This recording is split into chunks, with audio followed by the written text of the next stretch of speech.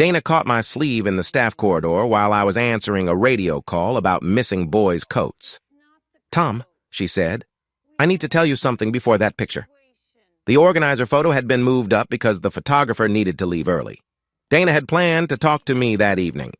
She later told me she could not let me stand beside Russell without knowing first. The radio hissed in my hand. From the gym came folding chairs scraping, kids arguing over glove colors, and the photographer calling for us. "Russell and I have been having an affair," Dana said, "for 18 months. For a second, I thought she meant they were involved in some pantry project. Dana worked for Gem City Neighborhood Pantry. Russell Pike chaired its volunteer donor committee and owned the print shop that made their flyers. Then she said, "I'm sorry. Russell had been my best friend since we were 16.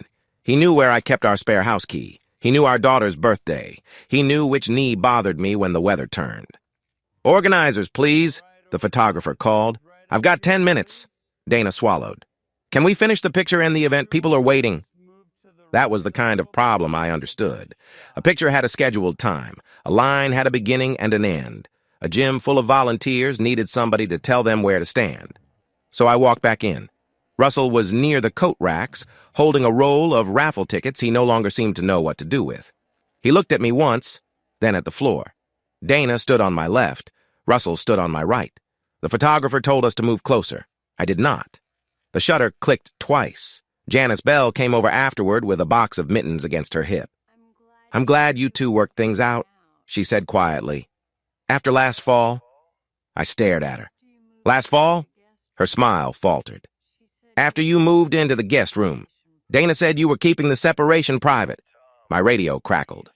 "Tom, east doors. We've got a backup in the kids' line." I looked past Janice at families waiting in coats their children had outgrown. Then I pressed the button.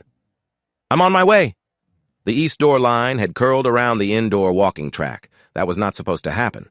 We had 3 tables for children's coats, 2 for adult sizes, 1 for hats and gloves, and a separate station for families who needed pantry referrals. On paper, it worked. In a room full of tired parents and excited kids, paper did not carry much weight. I stepped behind the table nearest the doors and looked for the problem. A volunteer had mixed the medium boys' coats with the small adult coats. Another volunteer was trying to explain the difference to a grandmother holding a ticket and a little boy's hand at the same time. One of the boy's bare wrists stuck out past his sweatshirt sleeve.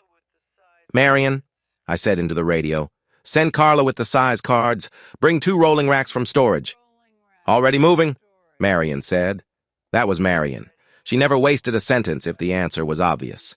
I found the boy a dark blue puffer coat that fit over his sweatshirt. His grandmother thanked me twice, then apologized for taking so long. "You're fine," I told her. "That's what we're here for." For the next hour, I did what I had done at school registrations, youth basketball sign-ups, summer lunch programs, and every weather cancellation since I started at Riverview. I moved tables. I changed the route. I put the tallest volunteer at the far end of the racks so the kids could see coats being lifted down. I sent a high school volunteer to carry boxes instead of explaining a ticket system he did not understand himself. Work gave me instructions. That was the trouble with it. There was always another thing that needed doing. Near noon, I saw Dana at the pantry information table. Her face was pale, but she was explaining Saturday pickup hours to a young mother. Russell stood 20 feet away talking to Cheryl Moore, the pantry director. He glanced at me. I turned to a stack of donated boots. At 12:30, Dana found me in the storage room. It smelled like cardboard, floor wax, and the old space heater somebody had threatened to throw away for 3 winters. "I'm going to leave," she said. I kept sorting gloves by size. "We need to talk tonight." "I know." "Then tonight." She nodded. There was nothing useful either of us could say in a storage room while families waited outside it. Russell did not come near me. He stayed busy with raffle tickets, donor thank you cards, and a box of printed pantry forms. He had always been good at looking useful. It was one reason people liked him. By 2, the coat drive was winding down. The last families went through the east doors carrying bags over their shoulders. Kids wore their new hats even though the afternoon had turned warmer than expected. A few volunteers gave me the same careful look Janice had. Not pity exactly, more like they were waiting for me to confirm something they already believed. Dana left without saying goodbye. Russell stayed until the final donation boxes were counted. Then he told Marion he had to get back to the shop. He did not say a word to me. After the doors were locked, I walked through the lobby toward my office. The Gem City pantry display stood beside the bulletin board, bright enough to catch anyone's eye. Dana's name was printed under Outreach Coordinator. Russell's was under Donor Committee Chair. Their names sat side by side, neat and public, while I tried to understand how long they had been living inside a story I had never heard. I took the first poster down by the lower right corner. It was laminated, which made it harder to bend than it should have been. Gem City's logo had a green apple in the middle of a blue circle. Under it were pantry hours, donation instructions, and a photograph from the previous spring's food drive. I pulled down the second poster, too. Then I opened the supply cabinet beside the lobby desk and started collecting the reservation folders for the pantry's November and December events. Tom. Marion's voice had the flat edge she used when a basketball coach was arguing with a parent or somebody had parked in the fire lane. I turned. She stood 10 feet away with her coat still on and a clipboard against her chest. "What are you doing?" she asked. "I'm clearing their materials." "Why?" I looked at the posters in my hands. "Because I can't have them here right now." "You can't have who here?" I did not answer quickly enough. Marion's eyes shifted to the pantry logo, then back to me. "Is this about Dana?" I set the folders on the counter. "There's a personal situation." "Then you don't touch their reservations. They're not canceled. You're taking their files out of the cabinet." "I said I'm not canceling them. And I'm saying a public building doesn't become part of a personal situation because you're having a bad day." It was not a bad day. That phrase bothered me more than it should have.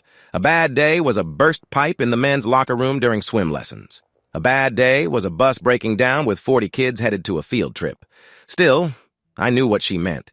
The pantry had 2 approved dates left on our calendar: a Thanksgiving distribution and a winter pickup for seniors. I had signed the facility requests weeks earlier. I could not pull them because my wife had told me she was sleeping with my best friend. I put the folders back. Marion watched me do it. "I'm sorry," I said. "You need to call Renee." "I will. Today." I nodded. The lobby had gone quiet except for the vending machine humming by the hallway. Marion stepped closer and held out her hand. I gave her the posters. She laid them flat on the counter. "I don't need the details, but you need to handle this before somebody else notices you're using the building to show you're angry." "I am angry." "I know. That doesn't mean you get to use your keys." She took the posters to her office, where we kept an empty mailing tube for event materials. I stayed beside the cabinet with my hands at my sides. I had spent 28 years telling young staff members that every room belonged to the public once we unlocked the doors. You did not let your mood decide who got access. You did not make somebody else pay for an argument at home. I knew all of that. It had not stopped me from reaching for the folders. If you had been standing where I was, would you have finished the coat drive or walked out when Dana told you? Share your answer, and subscribe if you want to hear what that choice ended up costing me. Marion came back without the posters. "Are you calling Renee?" I took out my phone. "Now." Dana had 2 suitcases open on our bed when I got home. One was the Navy hardshell case we had bought before Tessa's college move. The other was black, soft-sided, and old enough that the zipper caught unless you pulled it just right. Dana had packed jeans, sweaters, work clothes, toiletries, and the gray cardigan she wore whenever the house felt cold. I stood in the doorway for a minute before she noticed me. "Lori said I can stay with her," she said. "Okay." She folded a shirt with more care than it needed. I watched her hands because I did not know where else to look. The house was quiet in a way I had never heard before. The refrigerator clicked on downstairs. A car rolled through the stop sign at the end of our block. Somewhere nearby, a dog barked twice and quit. "How many people?" I asked. Dana kept folding. "Tom, how many people knew about you and Russell?" "Not many. That isn't a number." She put the shirt into the suitcase. "Lori knew." "When?" "Thursday." "Who else?" "Some people at the pantry knew we were having problems." That's not what Janice said. Dana's shoulders tightened. Janice misunderstood. She said we separated last fall. She said I moved into the guest room. I told her things were difficult. "You told her I moved into the guest room." "There were times you did." There it was, not an answer, a piece of one. I had slept in the guest room on 3 separate nights the previous September. Riverview had hosted late closings for fall programs, and I had early building inspections the next mornings. I had not wanted to wake Dana by coming in after midnight. At the time, it had seemed practical. "That isn't moving out," I said. "I know." "Then why would she think we were separated?" Dana sat on the edge of the bed. She looked tired, but tired was not the word. Tired happened after a long coat drive. Tired got fixed with food, sleep, and a day without phone calls. "I didn't know what to call us," she said. "We weren't close, Tom. We weren't talking. You came home and checked your schedule. I went to work and checked mine. We ate dinner in the same room and acted like that counted. That doesn't make us separated." "No, it doesn't." Her agreement did not settle anything. It only made the room feel larger. "When did it start?" I asked. "The affair?" "Yes." She looked at the open suitcase. "Emotionally, before anything physical happened?" "When?" "I can't do the whole timeline tonight." "You know enough to give me one." Her eyes met mine. "I planned to tell you tonight. I told Lori on Thursday because I needed somewhere to stay." "You had 18 months to find the words." She flinched. I was not proud of that. I was not sorry I said it either. Dana closed the first suitcase. "I'm going to Lori's. We can talk tomorrow." "Are you leaving because you want a divorce?" "I don't know." "Do you want to be with Russell?" "I don't know that either." That answer was worse than a clean yes. She pulled her coat from the closet. At the bedroom door, she stopped as if she might offer an apology or a reason. Instead, she picked up her bag and left. I remained in the bedroom until my phone buzzed. Russell's name was on the screen. "We should talk when things are calmer." I read it twice, put the phone face down on the dresser, and sat on the edge of the bed Dana had just left. I went to Gus's diner the next morning because I did not know where else to go. Russell and I had eaten there most Fridays for 20 years. Not every Friday.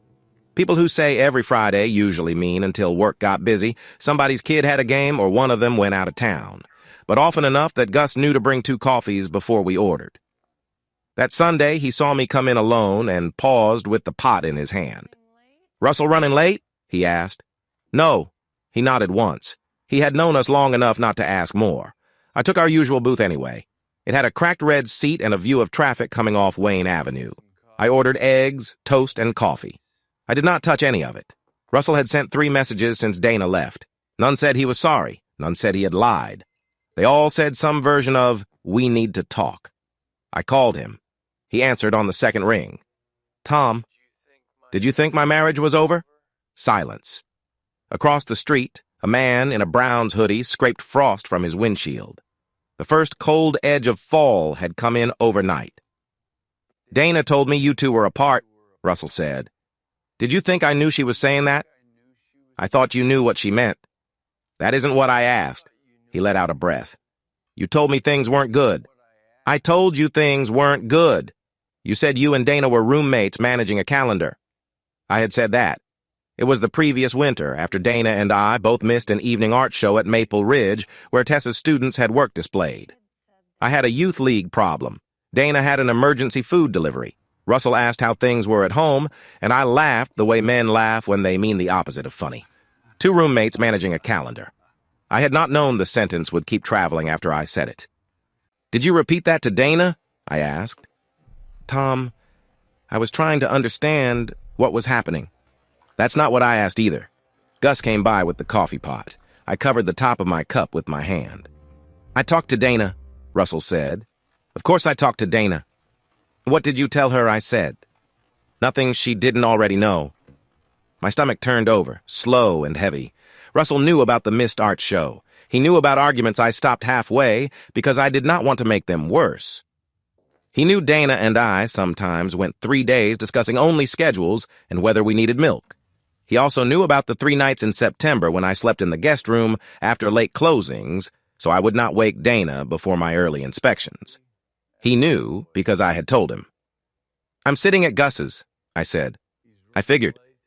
"You did? We went there every week." "Yes," I said. "We did." I looked at the empty seat across from me. "Did you tell other people I wanted out of my marriage?" Russell did not answer. The diner door opened. A family came in, loud from the cold. Gus waved them toward a table near the counter. "Russell, I think you should talk to Dana." Then he ended the call. I sat there until my eggs went cold. Tessa came over after lunch. She parked in front of the house in her little silver Honda, the one with paint peeling near the passenger side mirror. She had driven it since her last year at Wright State, and every time I suggested something newer, she told me she liked not having a car payment. She walked in carrying a paper bag from a bakery on Smithville Road. "I brought cinnamon rolls," she said. "Mom said you two were having a hard time." I took the bag from her. "She told you that?" "She messaged me this morning. What happened?" There was no good room for the conversation. The kitchen was too familiar. The living room had too many pictures. We ended up at the dining table where Dana had left a water ring from her coffee mug the day before. I told Tessa that Dana had been having an affair with Russell. I did not give her details. I did not need to. For a few seconds, she only looked at me. "Russell?" "Yes." "Uncle Russell?" "He's not your uncle." "No, but—" She stopped. "You know what I mean." I did. Russell had taught her to drive in the empty lot behind Riverview when she was 15, because I got called away to deal with a broken sprinkler line. He came to her college graduation. When she started teaching, he remembered the names of students she mentioned. Tessa pressed both hands against the table. "How long have you known?" "Since yesterday." Her face changed, not because she doubted me, because she believed me. Then I asked the question I should not have asked. "Did you know Mom was telling people we were separated?" Tessa leaned back. "What?" "Some pantry volunteers thought we separated last year." "Dad, I didn't know that." "I'm not saying you did. I'm asking. You're asking if I knew Mom was cheating and didn't tell you. I didn't say that. You didn't have to." I looked at the bakery bag between us. The plastic liner crinkled as the rolls settled. Dana had messaged Tessa that morning. That fact had become a loose screw in my head. Instead of admitting I was scared, I had tried to tighten it by asking my daughter to explain it. Tessa's voice got quieter. "I knew you and Mom weren't happy. Anybody who saw you together could tell. You barely talked when I came over, but I didn't know about Russell." I nodded. "And I'm not going to be the person you call every time you want to know what she said. I'm not doing that." "That's fair. You can talk to her." "I will." "You can talk to Russell." "I have." "But don't make me prove you're right." No raised voice, no drama, just a line I should have understood before she had to draw it. "I'm sorry," I said. She looked toward the kitchen window. "I love you, Dad. I love Mom, too. I don't know what that means yet. It doesn't have to mean anything today." She picked up her coat. At the door, she turned back. "Finding out the truth doesn't make me qualified to tell you what to do with it." Then she left. I stood in the entryway, holding the bakery bag. An hour later, I put the cinnamon rolls in a container, though neither of us had eaten one. Monday morning, Riverview smelled like wet leaves and industrial cleaner. The weekend events had left a trail behind them. Tape residue on the gym floor, a lost mitten on the bleachers, 3 paper cups under the walking track benches. I unlocked the lobby at 6:30, turned on the lights, and stopped beneath the pantry display I had tried to take down 2 days before. The posters were still rolled up in Marion's office. That was where they needed to stay until I met with Renee. I had already left Renee a message about the conflict, but I had no business deciding on my own how to put the materials back after deciding on my own to remove them.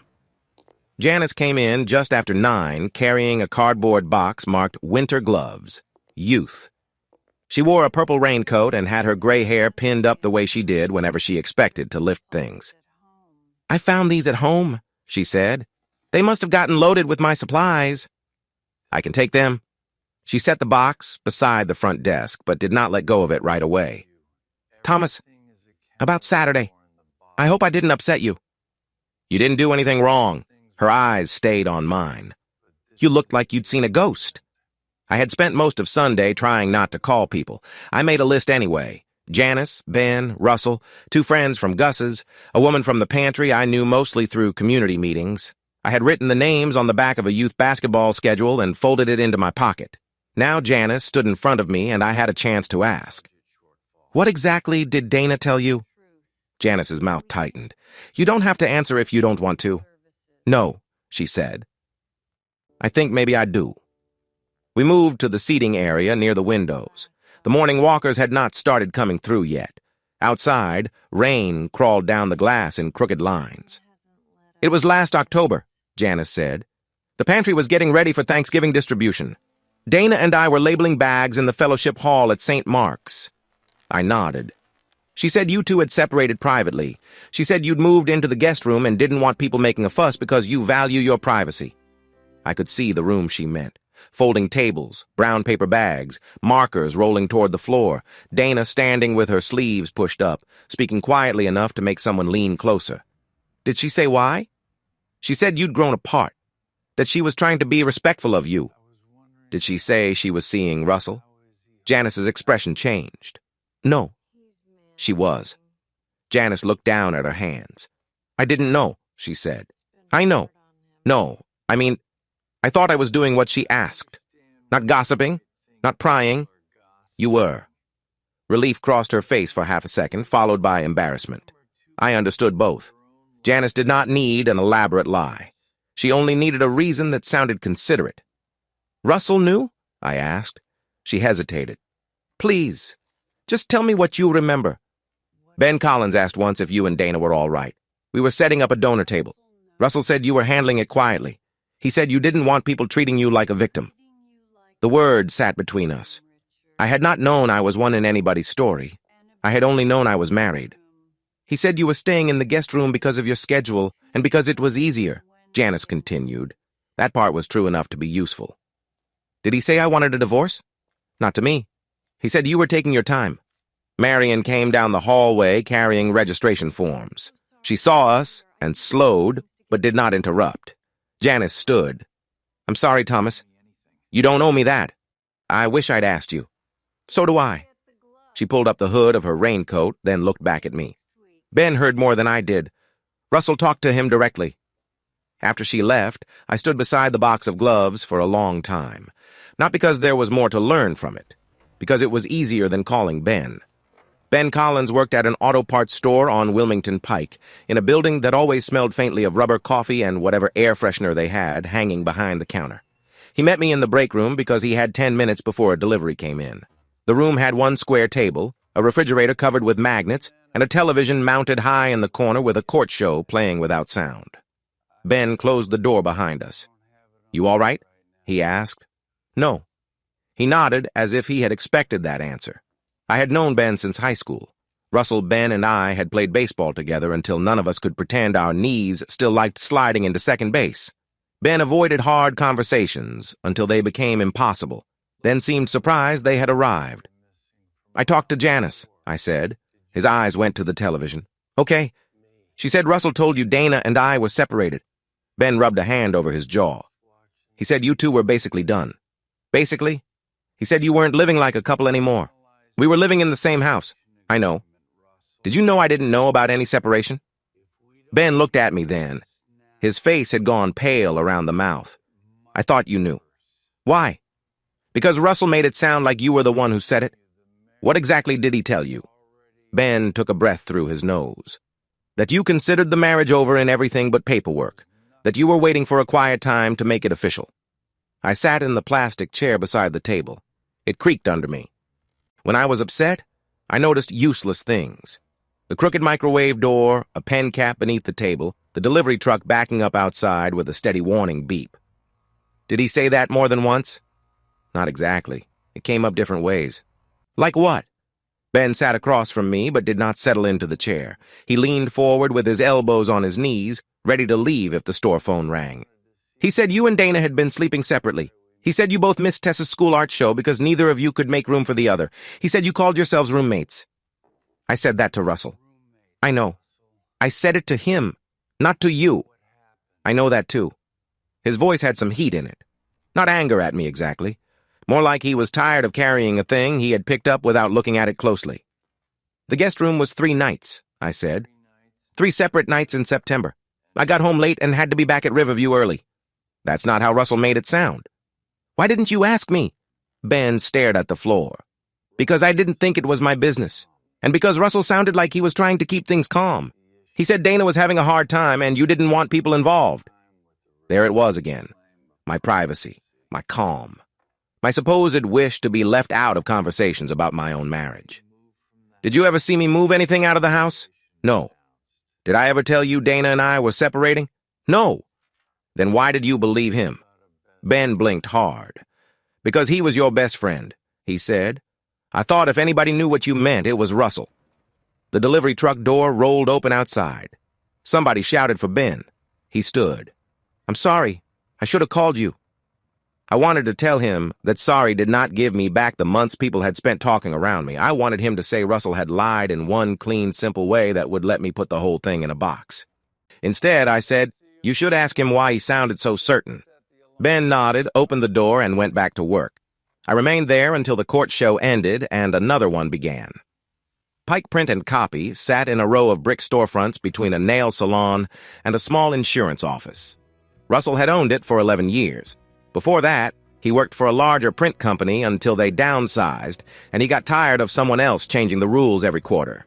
He had built a good business: graduation banners, church bulletins, yard signs, menus, wedding programs, campaign mailers, the kind of work people noticed only when it was late or misspelled. I waited until after closing on Tuesday. The front lights were off except for the glow from the back office. A bell gave a tired jingle when I pushed through the door. Russell came from behind the counter holding a stack of invoices. "I figured you might come by," he said. "I called first." "I know." "You didn't answer." He set the invoices down. "I had work to finish." That was Russell. Even then, he had an explanation ready before I asked for one. There were framed samples on the walls, business cards in acrylic holders, and a half-finished banner stretched across a work table. The printer in back made a low, mechanical hum. I kept my hands in my jacket pockets. "Janice talked to me," I said. Russell's eyes moved toward the window. "Ben did, too." "Tom, did you tell people I wanted out of my marriage?" "I told people you and Dana were struggling." That's not what Ben heard. He leaned against the counter. "Ben hears things the way Ben hears them." "Did you say I considered the marriage over in everything but paperwork?" Russell did not answer. The silence told me enough, but I wanted him to say it. "Did you?" "I said you were unhappy." "That is not the same thing." "I know." "Then why did you say it?" He rubbed his forehead. "Because you were unhappy, Tom. You told me that for years." "I told you I was unhappy sometimes." "You said you felt like a guest in your own house." "I said that once." "You said Dana didn't see you." "I said she was busy." "You said you two were roommates." "I said we were roommates managing a calendar. One time, at breakfast." His face tightened. "I wasn't trying to hurt you." "That doesn't answer the question." He walked to the work table and straightened a corner of the banner that was already straight. "Dana came to me," he said. "She was lonely. She felt like you had checked out years ago." "So you told her what I said to you?" "She knew most of it already." "That didn't give you the right." "I didn't think of it that way." "No, you didn't." He turned back toward me. "You want the truth? I thought you were going to leave her eventually. I thought you were too decent to say it out loud, but I thought you knew it." "You thought that because I complained to you?" "I thought it because I knew you." The older version of me might have taken that sentence apart and asked what he meant by knew. I might have gone through every Friday breakfast, every ball game, every hospital waiting room when one of our parents was sick. I might have tried to find the moment friendship became evidence against me. Instead, I said, "You knew what I trusted you with." Russell looked down. "I talked to Dana. I told her things you said. I told her I thought you were afraid to admit how far gone it was." "And did you tell other people that?" Dana started using the separation language first. "That isn't what I asked." He gave me a tired look. "I told people you were handling things privately. Did I ask you to say that?" "No." "Did I tell you we were separated?" "No." The printer continued humming in the back room. A car passed outside, headlights sliding across the windows. Russell picked up the invoices, then put them down again. "Dana can explain when the separation really started," he said. The way he said really made something in me tighten. Not because I believed him, because he was waiting for Dana's version to do work he did not want to do himself. Dana chose a coffee shop near Lori's apartment because she called it neutral. It had little round tables, too many hanging plants, and a chalkboard menu written in handwriting that took longer to read than the choices themselves. I got black coffee. Dana ordered tea she barely touched. We sat by the window Wednesday morning while people came in with laptops and headphones. "I talked to Russell," I said. "I figured you would." "He says you started telling people we were separated." Dana watched the tea bag string hanging over the side of her cup. "I told him we were functionally separated." What does that mean? It means we weren't living like a married couple. That's not what separation means. No, she said. It isn't. I waited. Dana had always hated pauses. She filled them at parties, at family dinners, in the car after an argument. Somewhere along the way, I had started letting her fill every silence. It made things easier until it made them impossible. When did you say it to Russell? Before anything physical happened. When? Early last year. That's not a month. January. Maybe February. January. She nodded. So you told Russell we were separated in January of 2023. I said I felt like we were. And then, he understood. The answer sat wrong. Understood what? That I was lonely. You could have told me you were lonely. I did. You told me you were busy. You told me I was busy. You said we needed a weekend away, then you got called into a pantry problem. You never told me you had decided we were no longer married.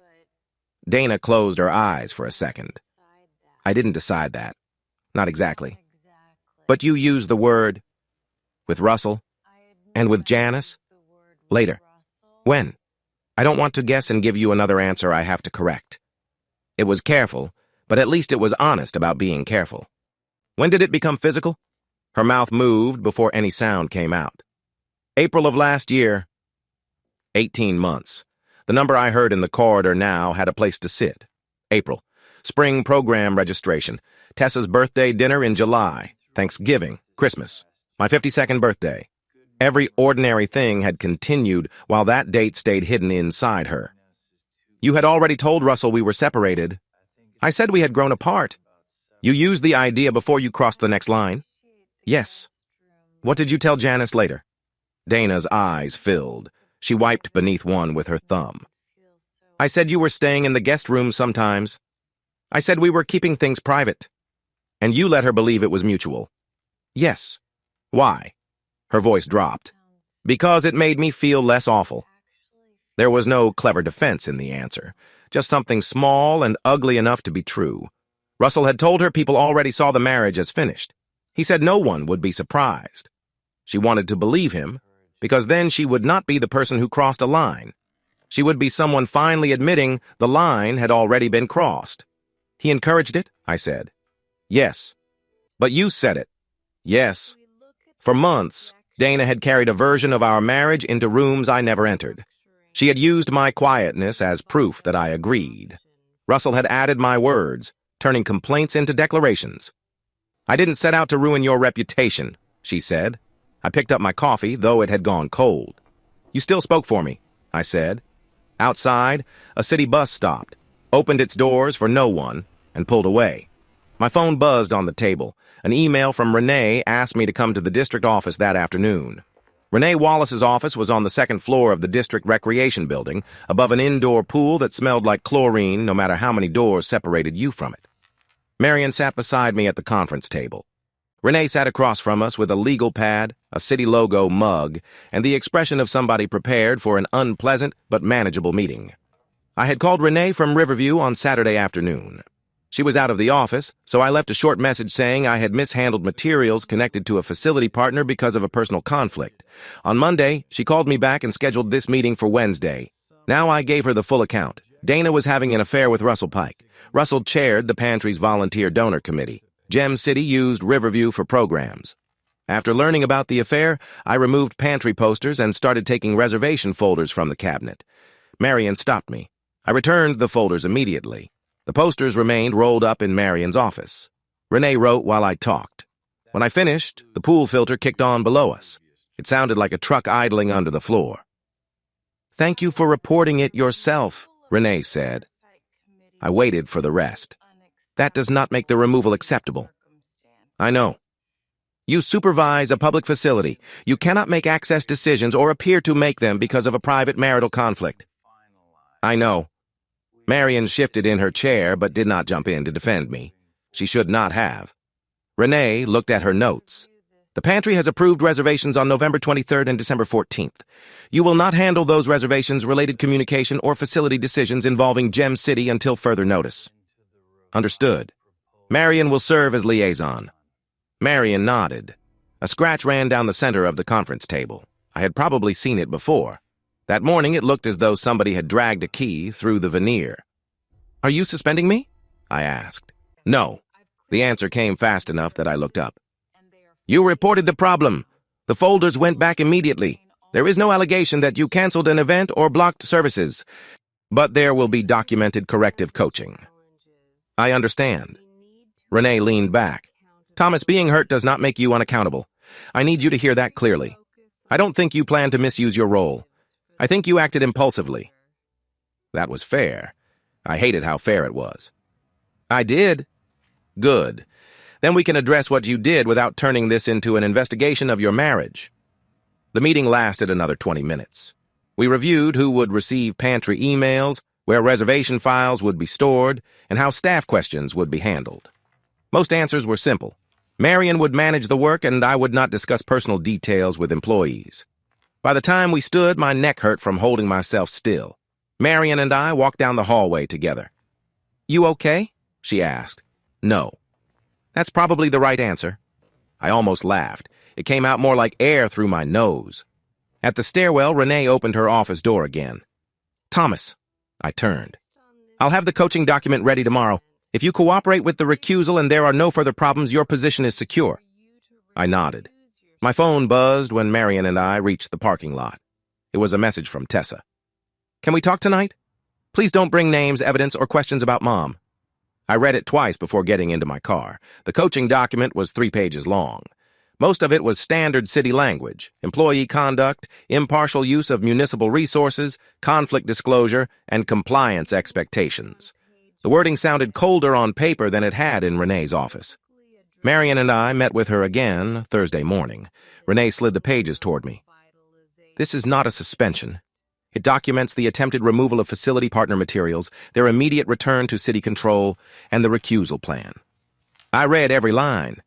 That was my habit with city paperwork. A wrong date or room number could turn a small problem into a larger one. The facts were accurate. I agree with this. Renee looked up. You agree with the facts? Yes. That's enough. I signed. Then Marion placed the pantry reservation folders on the table. These go back into the standard cabinet, she said. I'll control access while you're recused. I carried them downstairs to Riverview and returned them to their labeled slots. November 23rd, December 14th, facility layouts, contact numbers, accessibility requests, expected attendance.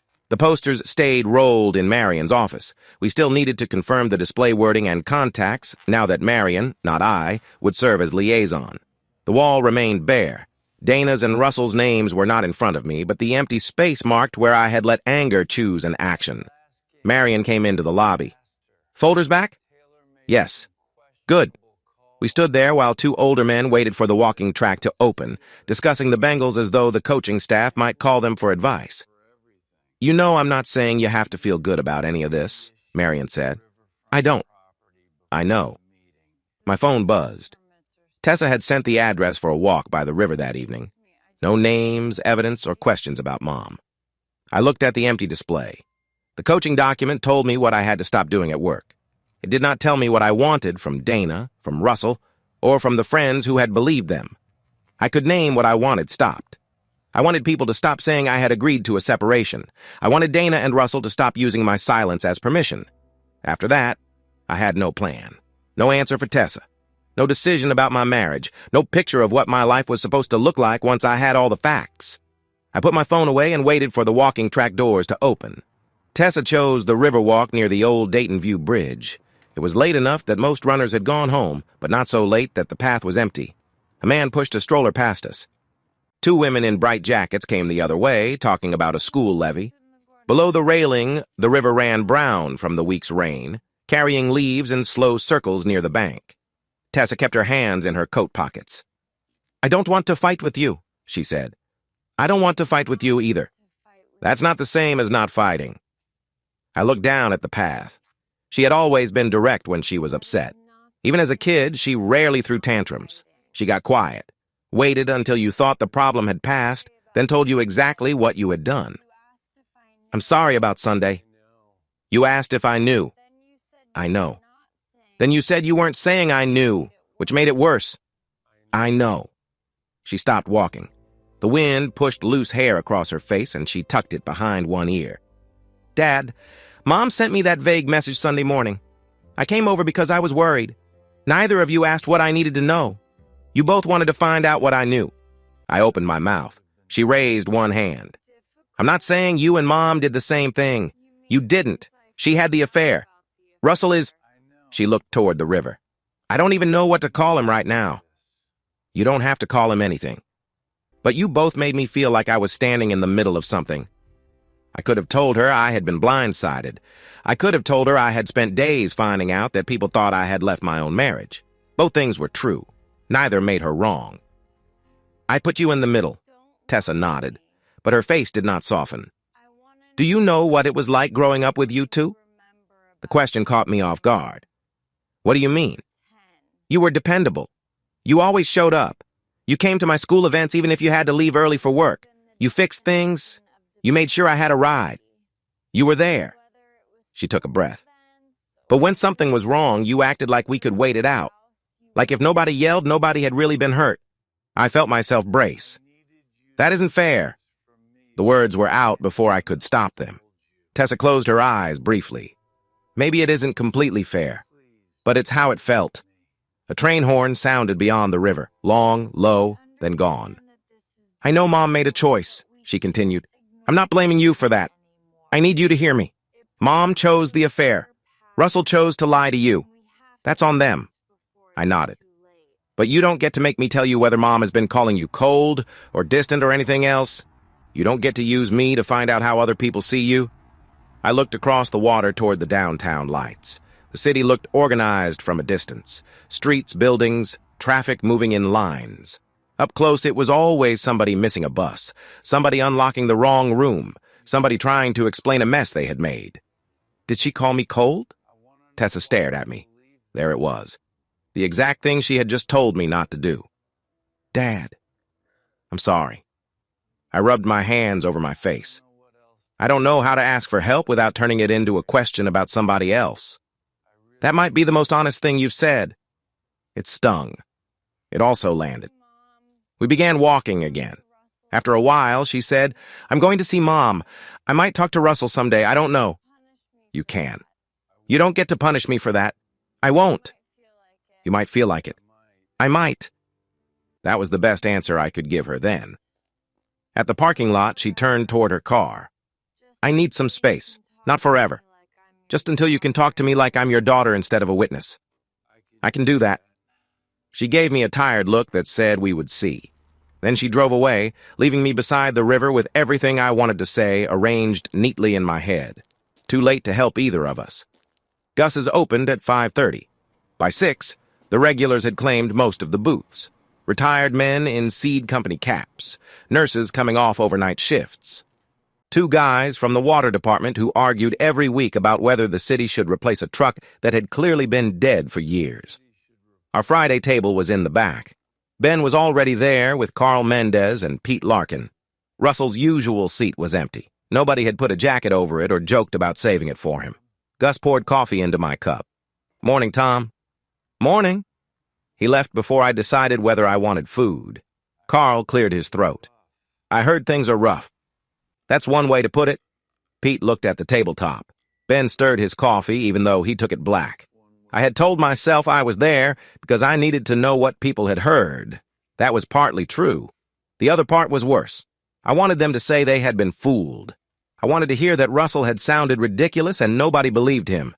I wanted proof that I had not been the only person missing from my own story. What did Russell tell you? I asked. Carl looked at Ben.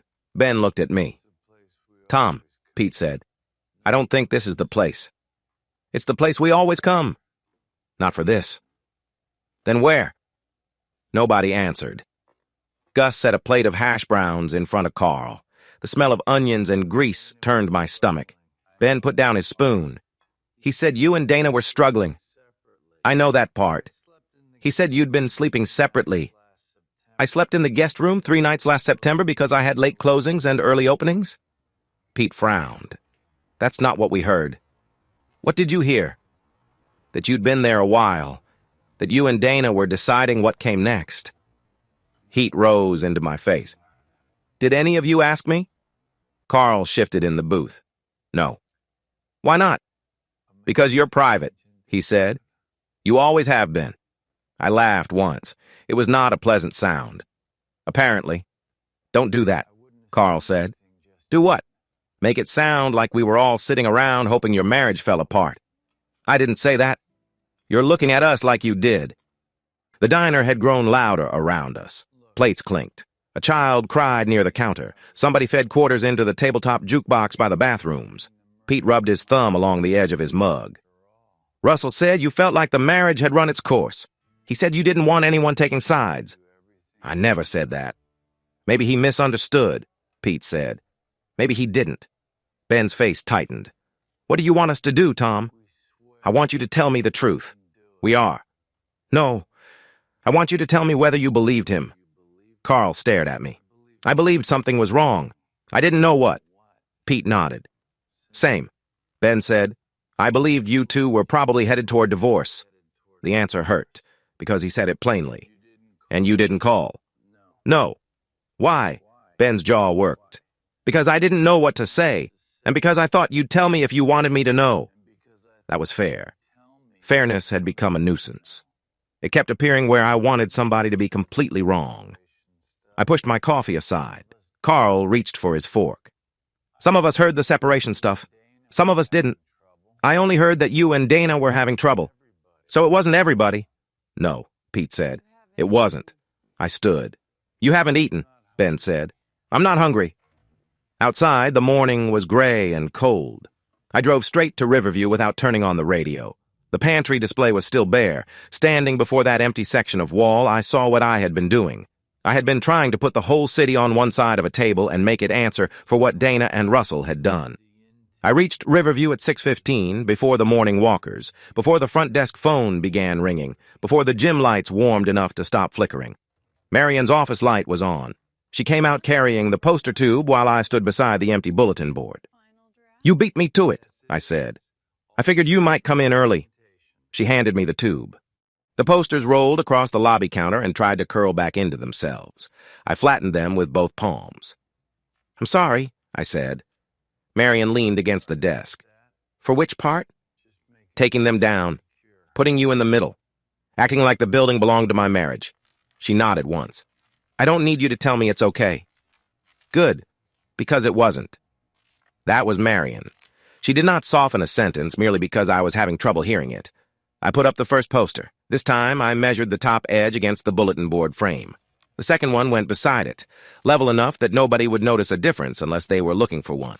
Dana's name, Russell's name, pantry hours, senior pickup, Thanksgiving distribution. When I stepped back, the display looked exactly as it had before I took it apart. Nothing about it felt the same. Marion watched me fold the used tape backing into a square. What do you want, Tom? I looked at her. From Dana, from Russell, from everyone who heard the story. I want them to know they were wrong. Then what? The first two walkers were crossing the parking lot, bundled against the cold. I don't know. Marion moved closer, lowering her voice, even though nobody else was inside. You can spend months trying to make every person who heard some version of this feel exactly what you feel. You know that, right? I'm not trying to make people feel anything. You went to Ben's work. You went to Russell's shop. You sat at Gus's table asking people to explain themselves. I did not argue. I need to know what happened. Some of that is fair, but you also need to decide what you want after you know. The front door opened. One of the walkers came in, stamping rain from his shoes. Morning, he called. Morning, Marion and I answered together. The ordinary sound of it felt strange. I looked at the posters. I could name what I wanted stopped. I wanted Dana to stop saying we had separated. I wanted Russell to stop turning my complaints into permission. I wanted friends to stop treating my quietness as a blank form they could fill in. Once all that stopped, I had nothing. No plan for where I would live. No answer for Tessa. No idea whether I wanted Dana back or wanted her to understand what she had done badly enough to hurt. Thanks, I said. Marion gave me a look. That wasn't advice. It was a question. I know. Good. She returned to her office. I stayed in the lobby as the walking track filled overhead. People made their usual loops, returning to the same point without quite being in the same place.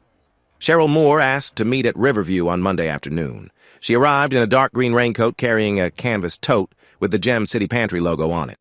Cheryl had run the pantry for 6 years. She was practical, organized, and unimpressed by anybody's personal drama. We had handled enough food distributions together to know each other's habits. She brought a folder. Marion had one, too. I expected to feel accused. Instead, it felt like a meeting about a canceled table rental. That was worse in a way. It made the whole thing ordinary. Cheryl sat across from me in the conference room. I'm only here to discuss what affects the facility partnership. I'm not asking you to discuss your marriage. Okay. Dana disclosed her relationship with Russell last Monday. We have begun a limited review. I looked at the folder. Did she give you the affair timeline? Cheryl paused. I'm not discussing the personal details of her disclosure.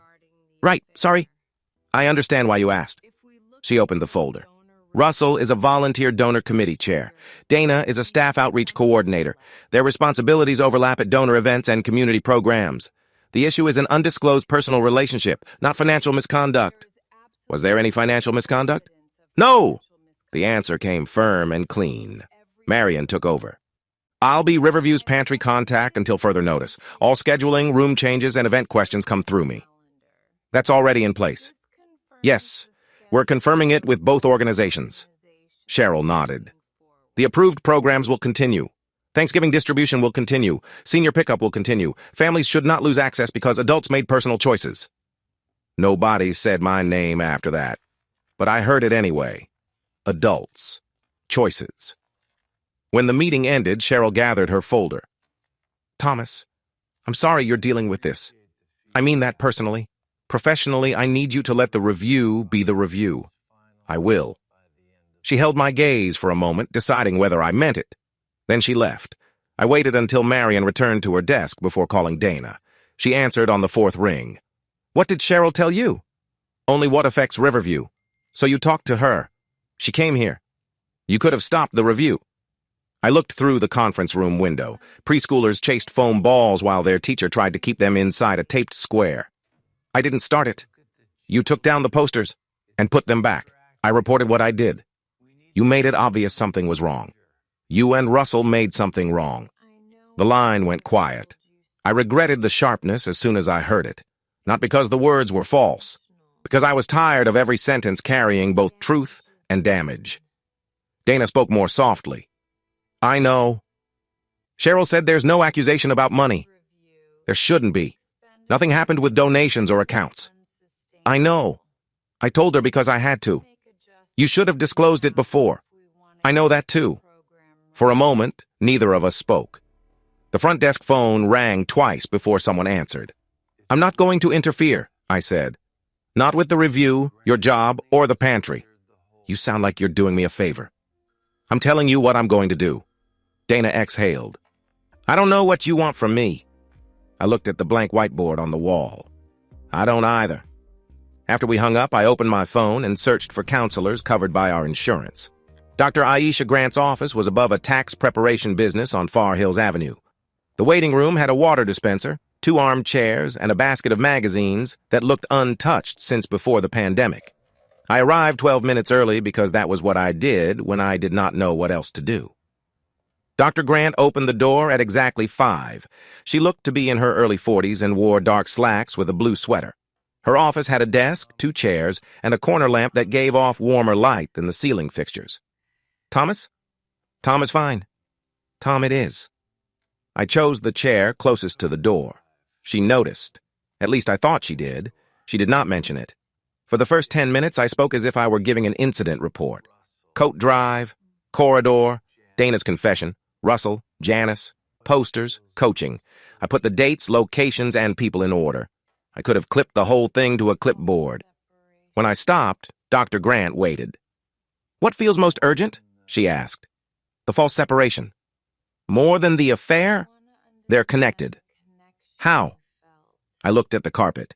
Dana had an affair with my best friend. That's bad enough, but people thought I had left the marriage. They thought I knew. They thought I was handling it quietly. And you weren't. No. What bothers you most about that? I stood in rooms where people knew something about my life that wasn't true, and they thought they were respecting me by not asking. She nodded. I'm angry at them, even though I know some of them didn't do anything wrong. You can be angry without deciding they all harmed you. That was more direct than I expected. I removed posters from a public building, I said. I know I can't use anger any way I want. That sounds like a limit on your actions, not a ban on the feeling. I did not answer. You kept the coat drive running after Dana confessed? Yes. Why? Families were waiting. Staff were working. It wasn't their problem. That sounds responsible. It was. And afterward? I went home and asked how many people knew. Then I called Russell. Then I started asking friends what they had heard. What were you hoping to get from them? I wanted to know who thought I was weak or stupid or... I stopped. Or what? Someone they could talk around. Dr. Grant wrote a note. I'm not saying you should have confronted Dana in the gym, she said. Finishing the event may have been the right choice, but staying calm can serve other people, and it can also help you avoid saying something that needs to be said. I don't make scenes. That may be true. It is. It may not be the whole truth about how you handle conflict. The sentence stayed with me. She asked whether I had ever told Dana clearly what I needed from the marriage before the affair. I started to say yes. Then I thought about our kitchen conversations, the times I said we should make time, or maybe we need a weekend, and accepted the first practical reason it could not happen. I thought she knew. Did you tell her? Not the way I should have. Dr. Grant nodded. That does not make you responsible for her affair. I know. But it matters for whatever life you build after this. At the end of the hour, she did not give me a list or a speech. She asked one question. Could I apologize to Tessa without explaining why I had hurt her? I sat in my car afterward with the engine off. Then I sent Tessa a message. Can I see you after school tomorrow? I owe you an apology. You don't have to answer tonight. Tessa answered the next morning. After school, 4:30, classroom not home. Maple Ridge Elementary had a staff entrance near the art room. I parked beside the loading dock and passed a row of student self-portraits taped to the hallway wall. Some had giant purple eyes. Some had square bodies. One child had drawn himself holding what looked like a green sword, though the label said it was a paintbrush. Tessa was rinsing brushes when I reached her room. Her sleeves were rolled to her elbows, and blue paint marked one wrist. Hi, she said. Hi. I stayed by the door until she pointed toward a small table in the corner. We sat in chairs made for first graders. My knees were nearly level with my chest. I won't keep you long. Okay. I had practiced in the car. I wanted to make sure the apology did not turn into a report about how badly I had been hurt. I'm sorry I asked whether you knew. I'm sorry I made you feel as if you had to prove something to me. And I'm sorry I said you sounded like Mom. Tessa looked at the table. I was upset. That explains it. It doesn't excuse it. She nodded slowly. I don't expect you to fix this for me. I don't expect you to tell me what Mom says. I don't expect you to be angry at Russell, because I am. Her eyes lifted. Are you? Yes. I don't know everything I feel about him, but I'm angry. Okay. I'm trying not to make that your job. Water dripped from the brush rack into the sink. Tessa folded her hands. I'm glad you said it. I'm not ready to talk about Mom much, or Russell. You don't have to. If I say I don't want to talk about them, I need you to stop. I will. She studied my face, checking whether I meant it. I'm still going to see Mom. I know. And I might answer Russell someday, I might not. That's yours? She leaned back in the little chair. I don't know what happens now. Neither do I. For the first time since I came in, the corner of her mouth moved. Not quite a smile. More like she recognized the answer. Mom said you're seeing a counselor. I had one appointment. That's still more than I expected. Thanks, I think. It wasn't an insult. Okay. A teacher called goodbye to somebody farther down the hall. Before I stood, Tessa said, Dad? Yeah? Do you want a divorce? The question was plain. It should have been easy to answer. I looked at the drying rack filled with paper leaves. I don't know yet. She nodded. Or do you want Mom to feel bad enough that she comes back? That one was harder. I could have denied it immediately, but I had spent too much time letting the first answer in my head pretend to be the whole truth. Sometimes I want her to understand how much this hurt. Sometimes I don't know the difference between that and wanting her to suffer. Tessa watched me for a long moment. Figure that out. I will. When I left, she did not hug me. She did not need to. She returned to the paintbrushes, and I walked past the unfinished faces taped along the hallway. Russell asked to meet by text. Can we talk somewhere public? No arguing, just talk. I almost deleted it. Instead, I told him to meet me Saturday morning near the Riverwalk benches. There were enough people around that neither of us could turn the conversation into a private performance, but not so many that we had to shout. The wind had stripped most of the leaves from the trees. They collected in wet piles along the curb and against the railings. Russell was already there when I arrived, his hands in the pockets of a dark coat. He looked older than he had 2 weeks earlier. That did not make me feel better. We started walking without shaking hands. I've been thinking about what you said, he told me. I hope so. I know I crossed a line. Which one? He looked over at me. You don't have to do that. Do what? Make me list every bad thing I did like I'm in court. I'm asking which line you think you crossed. His jaw tightened. I talked to Dana about things you told me. Yes. I told her I thought you were unhappy. Yes. I told her I thought you were afraid to admit how far gone the marriage was. And I shouldn't have done that. A man walking 2 golden retrievers passed us. The dogs pulled toward the river, noses low, determined to inspect every patch of damp grass. Did you tell her I wanted a divorce? I told her I thought you might. That's not the same thing. I know. Did you tell Ben I thought it was over except for paperwork? Russell slowed. I might have said something close to that. Something close? Tom, you said you and Dana were roommates. You said you didn't know how long you could keep living like that. You said you felt like a guest in your own house. I said those things to you. I know. You keep saying that as if it ends the conversation. It doesn't. We walked a few more steps. Tires moved over wet pavement on the road behind us. Across the river, a piece of equipment beeped while backing up. Russell stopped beside the railing. I thought I was helping her understand you, he said. That's the truth. You were helping her leave before she had to admit she was leaving. That isn't fair. It's what happened. His face tightened. Dana was already saying you two were basically separated. When? Before anything physical. When, Russell? He looked away. January, around then. Dana said January too. She used the words trial separation first. Did she use them with me? No. Then why did you treat them like they were real? He rubbed the back of his neck. Because I believed her. You believed her over me. I believed what I saw. What did you see? A marriage that looked finished. That got through, not because it excused anything. It did not. But I knew what our marriage had looked like. Dana and I had stopped touching without discussing it. We coordinated errands instead of making plans. I worked late and called it necessary. She stayed late at the pantry and did the same. We had made loneliness look organized. Still, looking finished was not the same as being finished. A separation required a decision. Neither of them had allowed me to make one. You took what I said in confidence and used it as proof I had agreed. Russell met my eyes. I didn't think of it that way. You should have. He nodded once, as if he wanted credit for the nod. I did not give it to him. I asked Dana for one conversation, I said. Only about when she started telling people we were separated. You think that will fix anything? No. Then why keep digging at it? Because I need to know what happened before I decide what I'm doing next.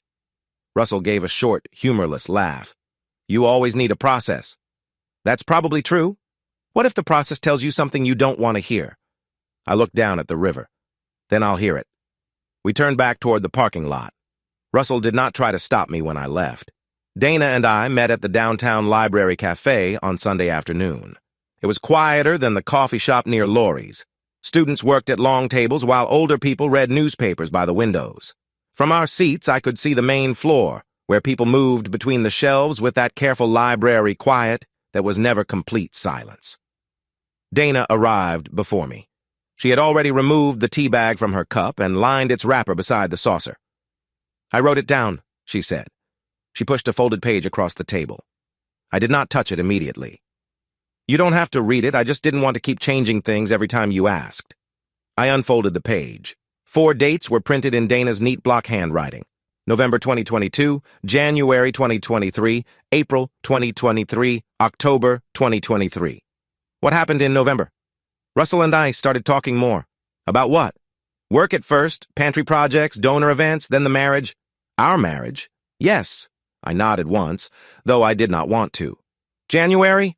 I told Russell I felt like you and I were already apart.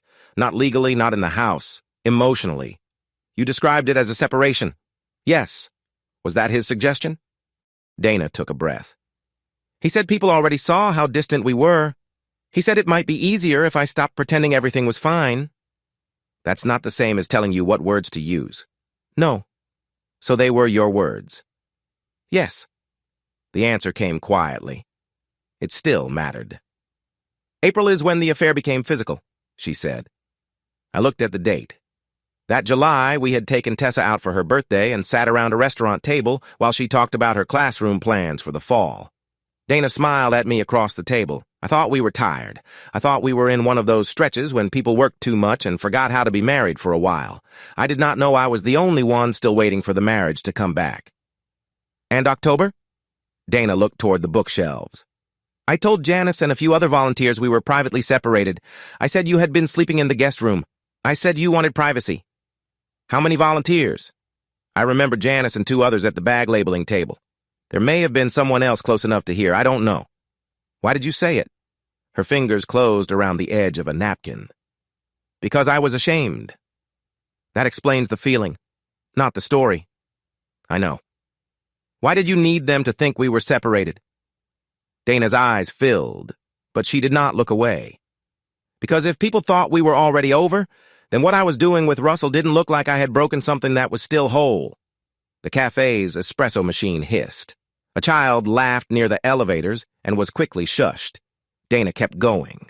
I wanted social permission. I don't know a better phrase. I wanted people to see me as somebody who had been unhappy for a long time, not somebody who had betrayed her husband. You were unhappy for a long time? Yes. And you didn't tell me enough? No. You told Russell? Yes. You told volunteers? Yes. But not me? No. Each answer made the table seem smaller. Did you tell Russell to repeat it? I didn't tell him not to. That avoids the question.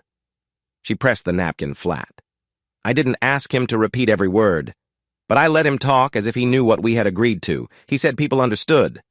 He said nobody would be surprised. I let that make me feel less guilty. I looked at the page again. 4 dates. 4 decisions I had not been allowed to see. Did you ever plan to tell me? Dana opened her mouth, then closed it. I planned to a lot of times. That isn't the same as doing it. No! A man at the next table put on his coat. He glanced at us and looked away. I wondered what he thought we were discussing. Bills, a sick relative, a child in trouble, anything but this. I didn't set out to ruin your reputation, Dana said. I folded the page along its old crease. Intent doesn't decide who owns my story. She nodded, crying quietly now. I did not reach across the table. The next morning, I found the list in my desk drawer.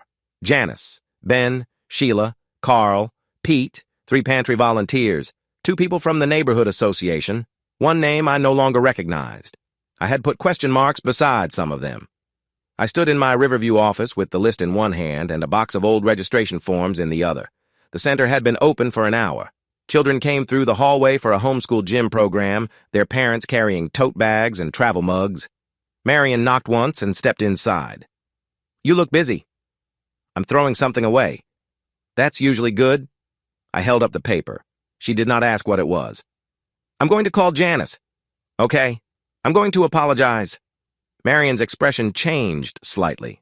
Not approval, more as though she was waiting to see whether I understood what an apology required. Janice answered on the 3rd ring. Thomas? Hi. Do you have a minute? Of course.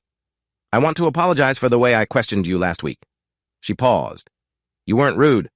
I treated you like you had done something to me. You were upset. I was. But you thought you were respecting my privacy. You didn't know what Dana had left out. Janice was quiet for a moment. I should have asked you. Maybe. But I'm not calling to make you apologize again. I appreciate that. I sat at my desk. Dana told me more yesterday. She used the word separated. She said I was in the guest room. Russell repeated things I had told him privately. You didn't create any of that. Janice released a slow breath. I kept quiet because Dana said you wanted privacy. I thought I was doing the kind thing. I know. Now I feel as if I helped her. You didn't know. That doesn't make it feel good. No, it probably doesn't. We talked another minute about the Thanksgiving distribution. Janice had signed up for 2 shifts. Her voice steadied when she discussed practical work. I understood. Lists and schedules were easier than regret. After the call, I looked at the paper in my hand. I tore it in half, then in half again. Marion watched from the doorway. Feel better? She asked. Not really. That wasn't the point. No. I dropped the pieces into the recycling bin. The people on my list had not all betrayed me. Some believed Dana, some believed Russell, some heard nothing. Some kept quiet, because they thought that was what I wanted. I could not turn every person who misunderstood my life into another defendant. Dana and Russell still had to answer for what they said, but I was done calling around Dayton and measuring my worth by who agreed I had been wronged. I opened a clean notepad and wrote 2 names, Dana, Russell. Then I put down the pen. Youth basketball registration brought out a special kind of certainty in people. Nobody wanted to hear that a division was full. Nobody wanted a waiting list. Every parent believed the rule creating the problem had been invented that morning for the sole purpose of inconveniencing their child. Wednesday evening, a father named Mr. Harlan stood at the front desk with his arms crossed while his son bounced a basketball beside him. You're telling me there's no room? The 6 to 8 division is full. We missed the registration deadline by 3 days. I know. So he loses a season over 3 days. There's a waiting list. I don't want a waiting list. I understand. That used to be where I made things worse. I would soften an answer until it sounded as if there might be a way around it. The other person would hear hope where there was none, and both of us would leave frustrated. Mr. Harlan leaned closer. You have kids? 1 daughter. Then you know how this feels? I know it's disappointing. That isn't what I asked. His son stopped bouncing the ball. I looked at the boy. He was trying not to seem worried. We can add him to the waiting list, I said. We can also register him for the Saturday skills clinic. If a team spot opens, we'll already have his contact information and uniform size. But I can't remove a child who registered on time. The father stared at me. I expected another argument. Instead, he looked down at his son. The Saturday clinic is separate? Yes. What time? 10. He nodded. Put him in that. The boy began bouncing the ball again. After they left, Marion came out of the office. You didn't promise him anything? I know. You also didn't make him feel foolish for asking. I know that too. She smiled slightly. You're learning. Don't get carried away. My phone buzzed before she could respond. Dana had sent a message. I contacted Miami Valley Community Mediation. They offer separate intake appointments. Would you be willing? I read it twice. Marion noticed my expression. Everything okay? Dana wants mediation. For the divorce? I don't think she knows. Do you? No. I looked around the gym. Parents filled out forms at folding tables. Children dribbled basketballs too hard against the polished floor. A volunteer struggled to untangle a stack of small jerseys. Renee had said the coaching could end after I completed the recusal without another problem. The requirement was simple. Keep my role separate from the pantry. Do my job. Say what I meant before silence did it for me. I typed an answer. I'll attend an intake. I'm not agreeing to stage a reconciliation or sign a joint statement, Dana replied several minutes later. I understand. I did not know whether she did, but I had said it clearly. That was new enough that I noticed. Dana came to the house Saturday morning to collect winter clothes and review bills. We had made a list by email: coats, boots, work files, mail, the second car key, the electric bill, the mortgage payment, and the joint checking account we still used for automatic withdrawals. It was not romantic or dramatic. It was a household coming apart, one practical item at a time. Dana stood in the kitchen with a legal pad. I had one too. The insurance payment comes out on the 15th, she said. It's on my list. She nodded and wrote something anyway. The refrigerator held food neither of us had planned to eat alone. A bag of salad greens, half a carton of eggs, yogurt Dana liked that I never touched. I had started buying smaller amounts, but I still opened the refrigerator as if someone else might be home later. Dana put down her pen. I drafted something. My shoulders tightened before she reached into her bag. It isn't for online or for everybody. She unfolded one sheet of paper. I thought we could send it to Cheryl and the people who were told we had separated. Maybe a few friends. It says we had been living separate lives emotionally before the relationship with Russell became public. I did not take the page. We had not separated. I know. It doesn't say we did. It implies it. It says we were disconnected. It says we were living separate lives. In some ways, we were. I leaned against the counter.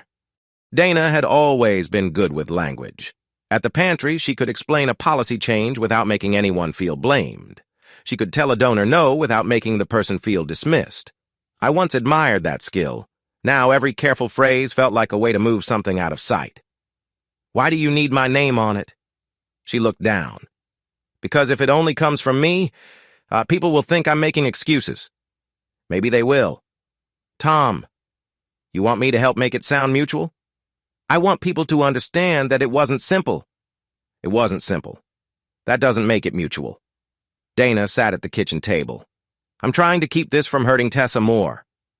Don't use Tessa to get me to agree. I'm not. You said people might stop asking questions if I backed the statement. They might. And that helps you at the pantry. Her face changed.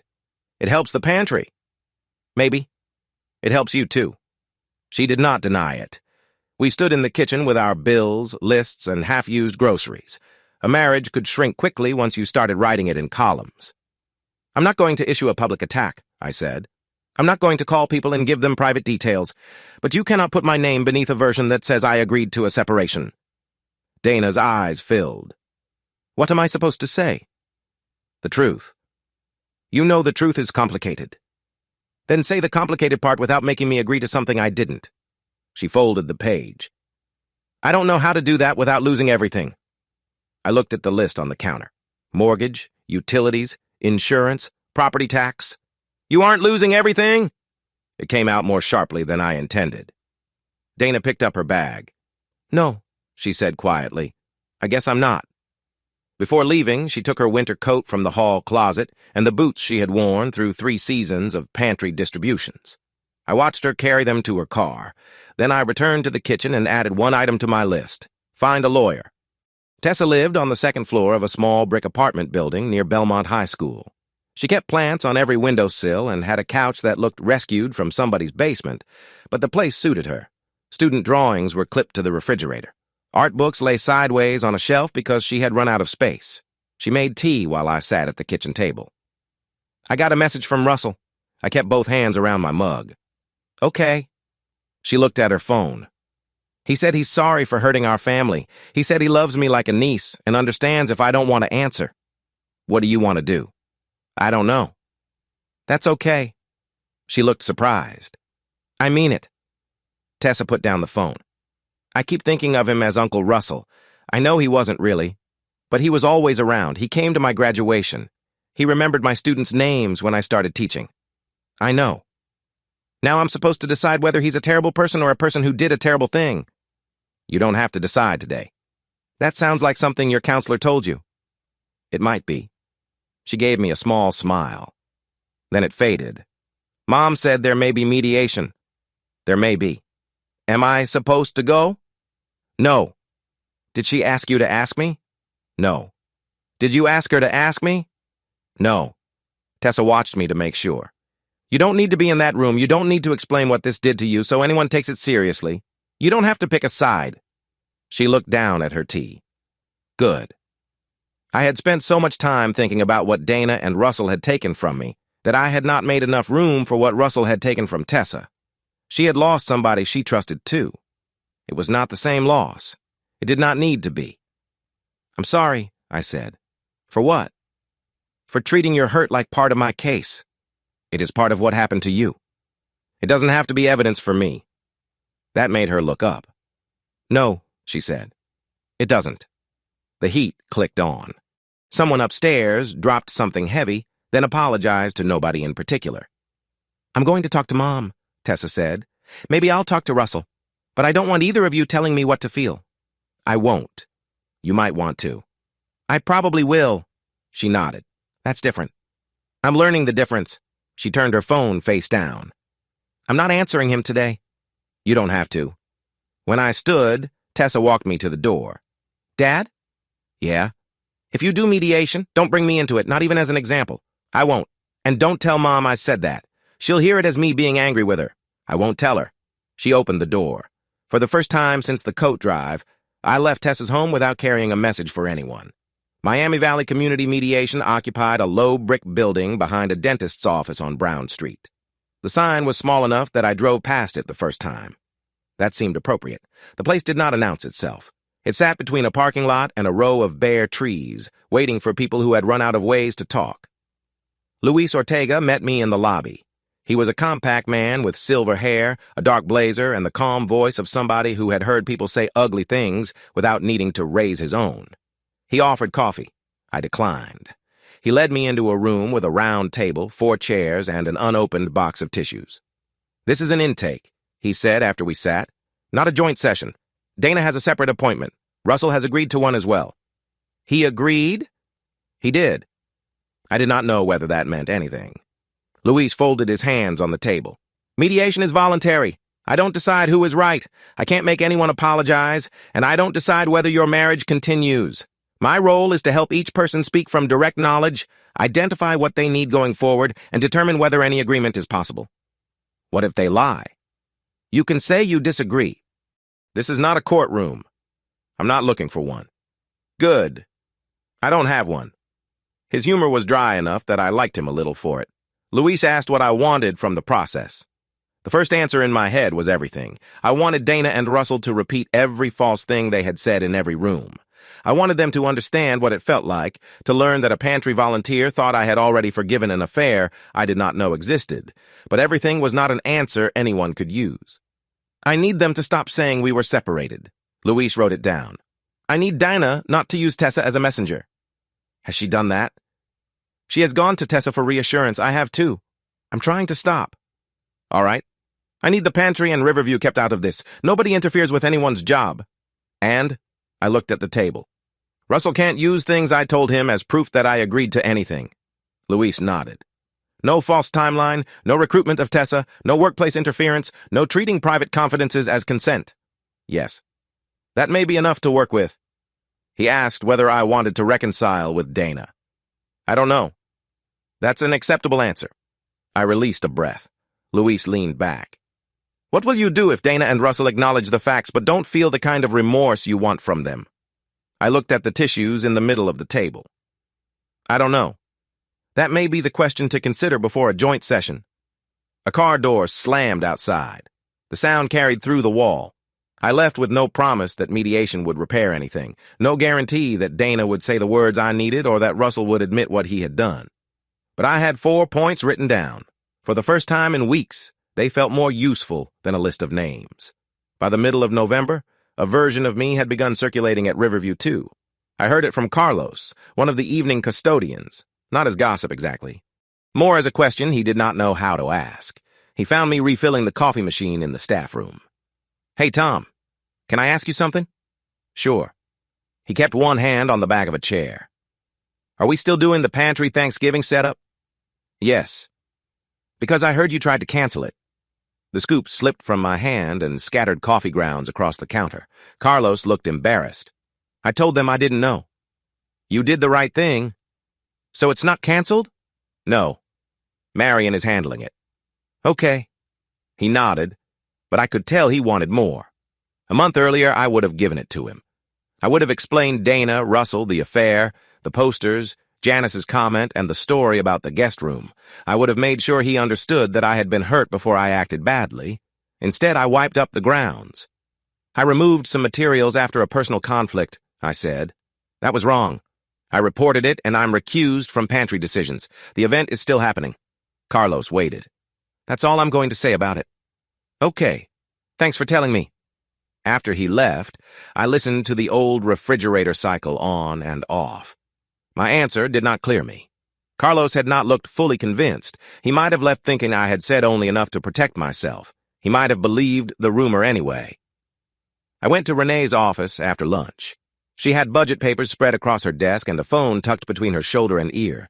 She raised one finger, finished the call, and looked at me. "Everything all right?"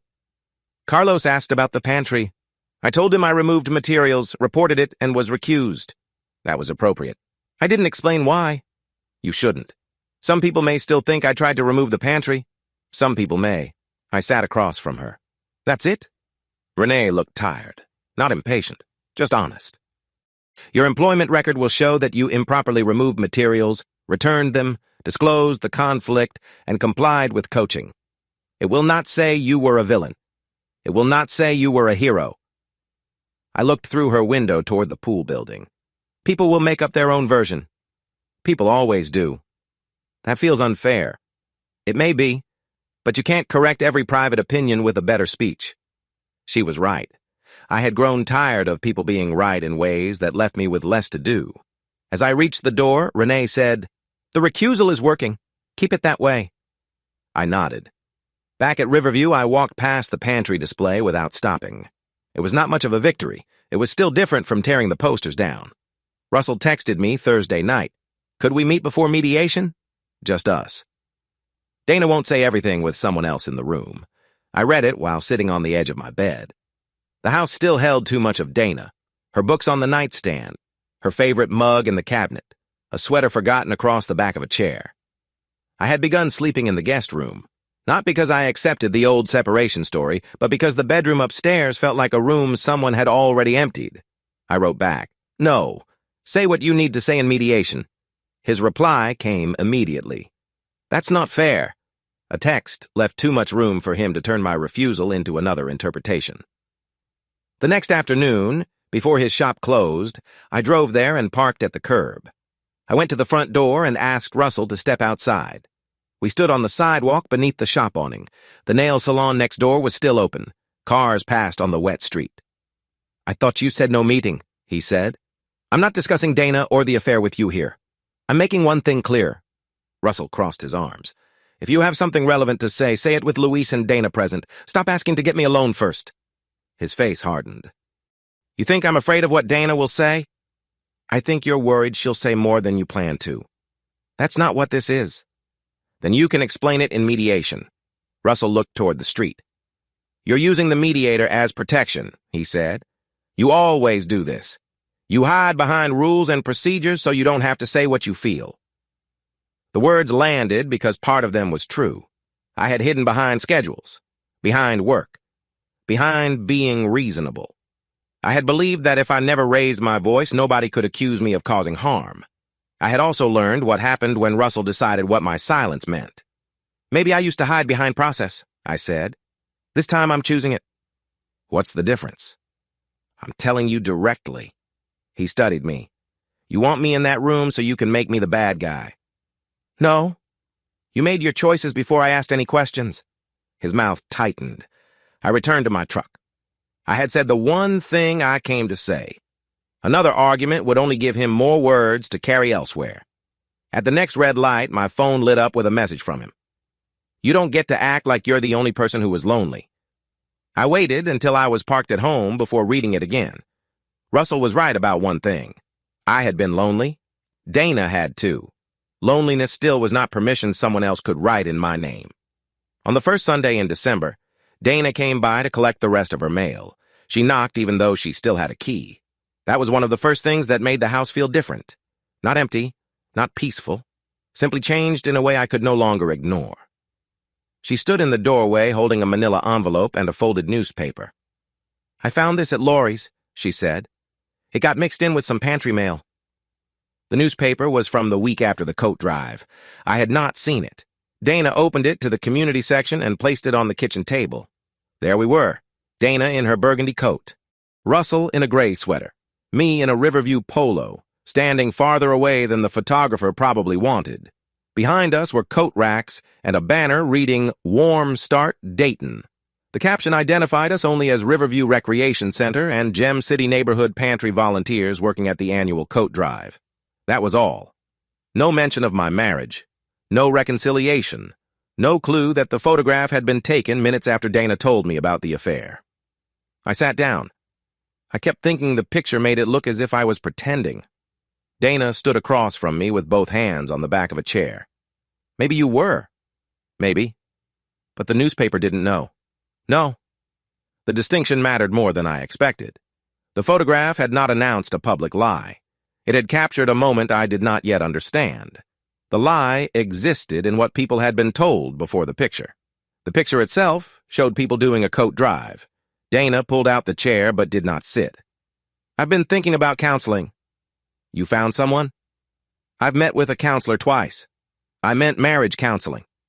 I know. She looked at the photograph instead of me. I don't know if there's a marriage to save. I don't know whether I want to fix it or I'm only afraid to lose it. That's honest. It's not enough. No.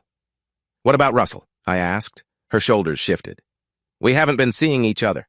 That isn't quite an answer. No. She met my eyes. I told him we needed to stop while the review and mediation were happening. Do you want a future with him? I don't know. Do you want one with me? I don't know that either. The words hurt, but they were not new. It felt as if I had already entered the room and somebody had finally switched on the lights. I'm not agreeing to marriage counseling before mediation, I said. I understand.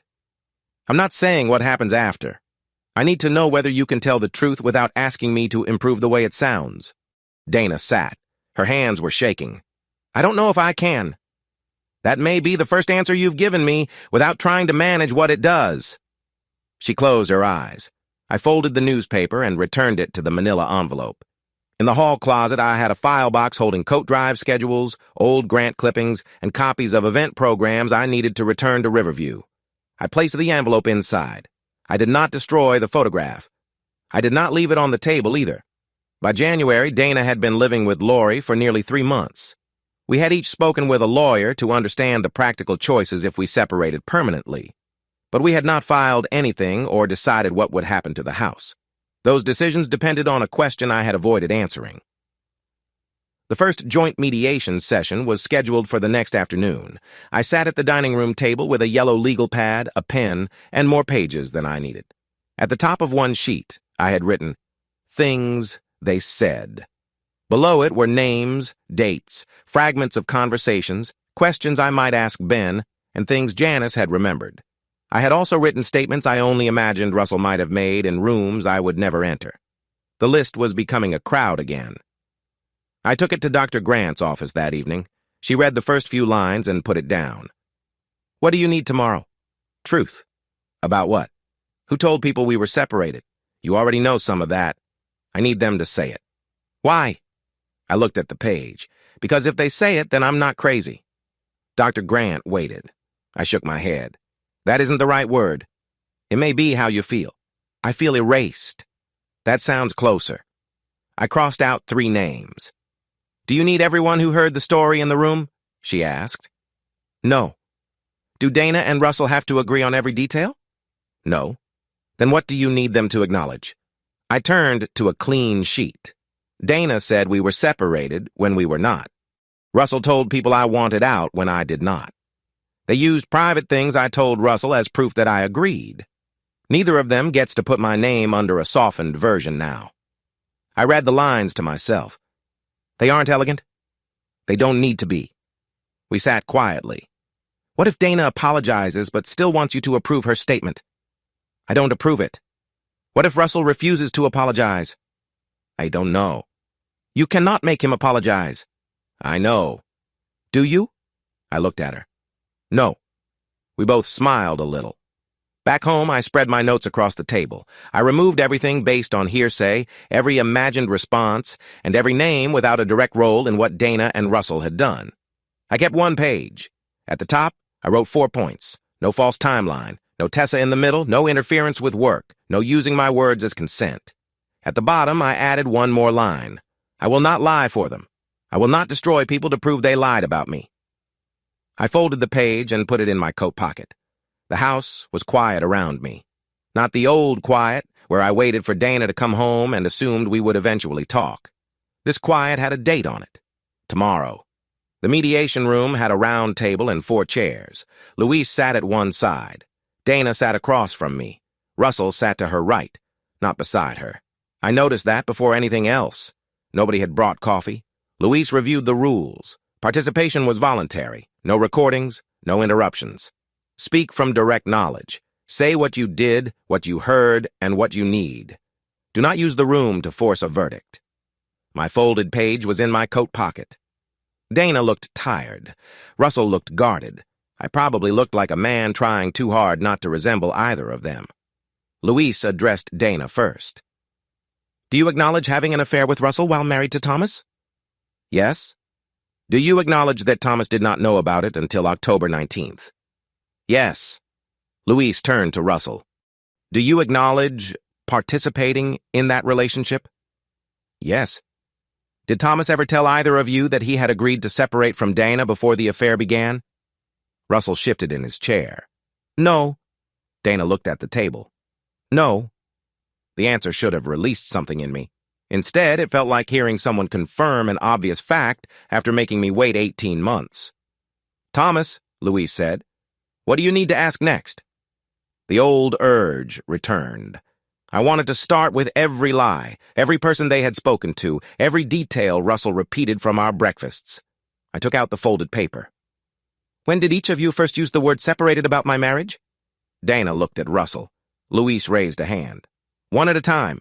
Dana swallowed. I used it with Russell early in 2023. What month? January. Russell stared at the floor. And you? I asked. I don't remember exactly.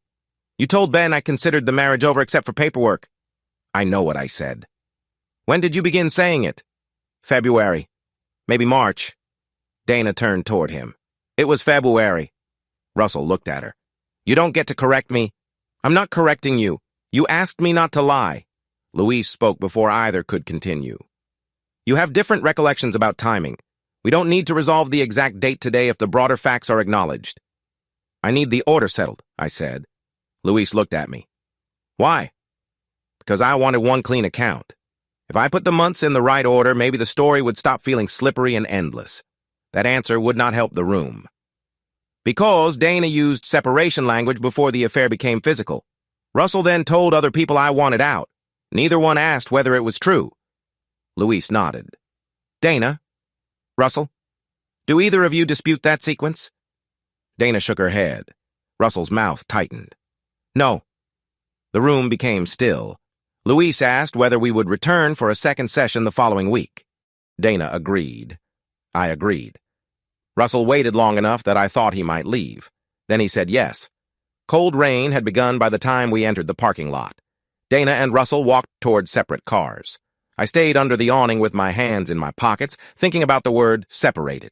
They had used it for nearly 2 years. Neither one had used it with me. The second mediation session was 1 week later. I expected to feel ready. I had my 4 points. I had met with Dr. Grant. I had spent 7 days reminding myself that I needed direct answers, not a performance. Then I entered the room and saw Dana and Russell across from me, and my body forgot everything useful I had practiced. Louise noticed. Would you like a minute before we begin? No. That was not bravery. I did not want to sit there any longer than necessary. Louise started where we had stopped. Last week, each of you acknowledged that Thomas did not agree to a separation before the affair began. Today, I want to clarify what each person said to others and what those statements were intended to mean. Dana nodded. Russell did not. Louise looked at Dana. When did you first tell someone besides Russell that you and Thomas were separated? Dana took a breath. October of 2023, at the pantry. Who did you tell? Janice Bell and 2 other volunteers at the bag labeling table. Someone else may have heard. What did you say? Her hands were folded so tightly that her knuckles had gone pale. I said Thomas and I were privately separated. I said he had moved into the guest room. I said he wanted privacy. Were those statements accurate? She looked at me. No. I did not look away. What was inaccurate? Louise asked. Thomas had slept in the guest room on 3 separate nights because of his work schedule. He had not moved out of our bedroom. We had never agreed to separate. I had heard most of that already, from Janice, from Ben, from Dana herself. Hearing Dana state it without softening, the edges still tightened my chest. Louise turned to Russell. When did you first tell someone that Thomas considered the marriage over? Russell sat back. I don't know. Give us your best recollection. February of 2023. Who did you speak to? Ben. A couple of other friends. What did you say then? Russell looked at me as if he wanted me to answer for him. I did not. I said Tom and Dana were struggling. I said he felt like the marriage was mostly over, but he hadn't dealt with the paperwork. Did Thomas tell you that? No. Not in those words. What had he told you by that point? That they felt like roommates. That they managed a calendar instead of having a marriage. That he felt like a guest in his own house. All of that came from private conversations? Yes. Did Thomas give you permission to repeat it? No. Luis glanced at his notes. The guest room claim came later? Russell shifted again. Yes, after September. You knew he had slept there on 3 non-consecutive nights? Yes. And you described that to people as further proof of separation? Russell hesitated. Yes. Did Thomas ever tell you those nights meant he consented to a separation? No. The word came out low. Luis let the silence remain for a few seconds. Dana, what did you understand Russell was telling other people? That Thomas had accepted the marriage was over, that he was the one delaying the paperwork. Did you correct that? No. Why not? Her eyes filled. Because it helped me, she said. It made what I was doing feel less like betrayal. Russell turned toward the window. Dana continued. I told myself the story was true emotionally. I had been lonely for a long time. That part was real. But I let people think Thomas and I had reached a decision together. We had not. Luis looked at Russell. Did you understand that your statements made the affair appear less deceptive? Russell raised his head. I didn't sit around planning how to make anything look.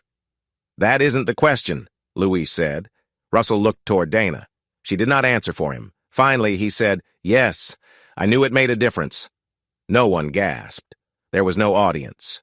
4 people sat in a room that smelled faintly of coffee from the lobby, while a man admitted he understood what his words had done. I had expected satisfaction. What I felt was grief. I thought about the Friday breakfasts at Gus's.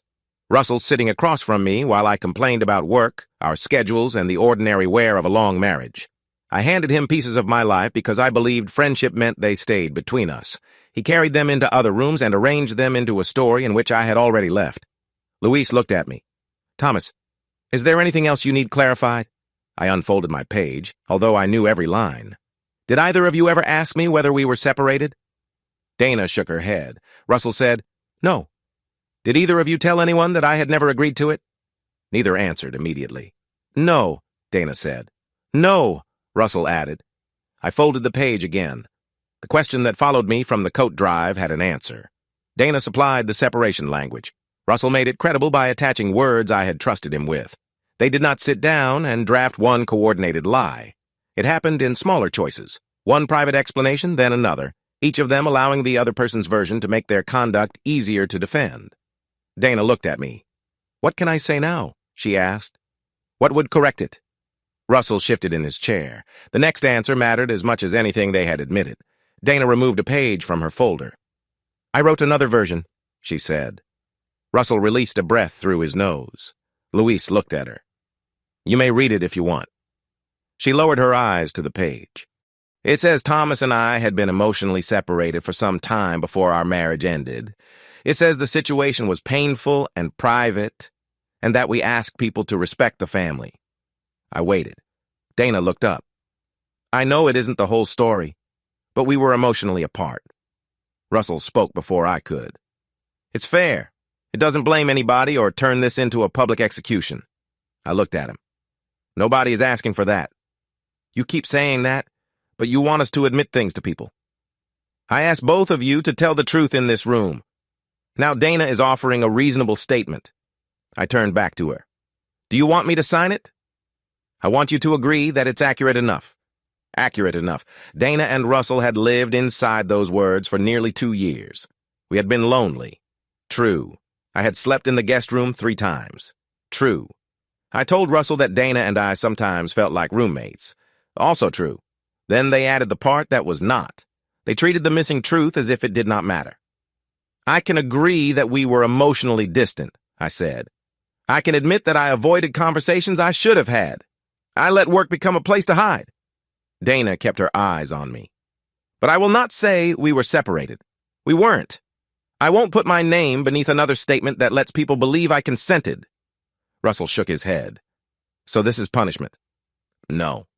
You want Dana to go around telling people she cheated on you. I want her to correct what she said about me. That could destroy her at the pantry. Dana flinched, but she did not interrupt.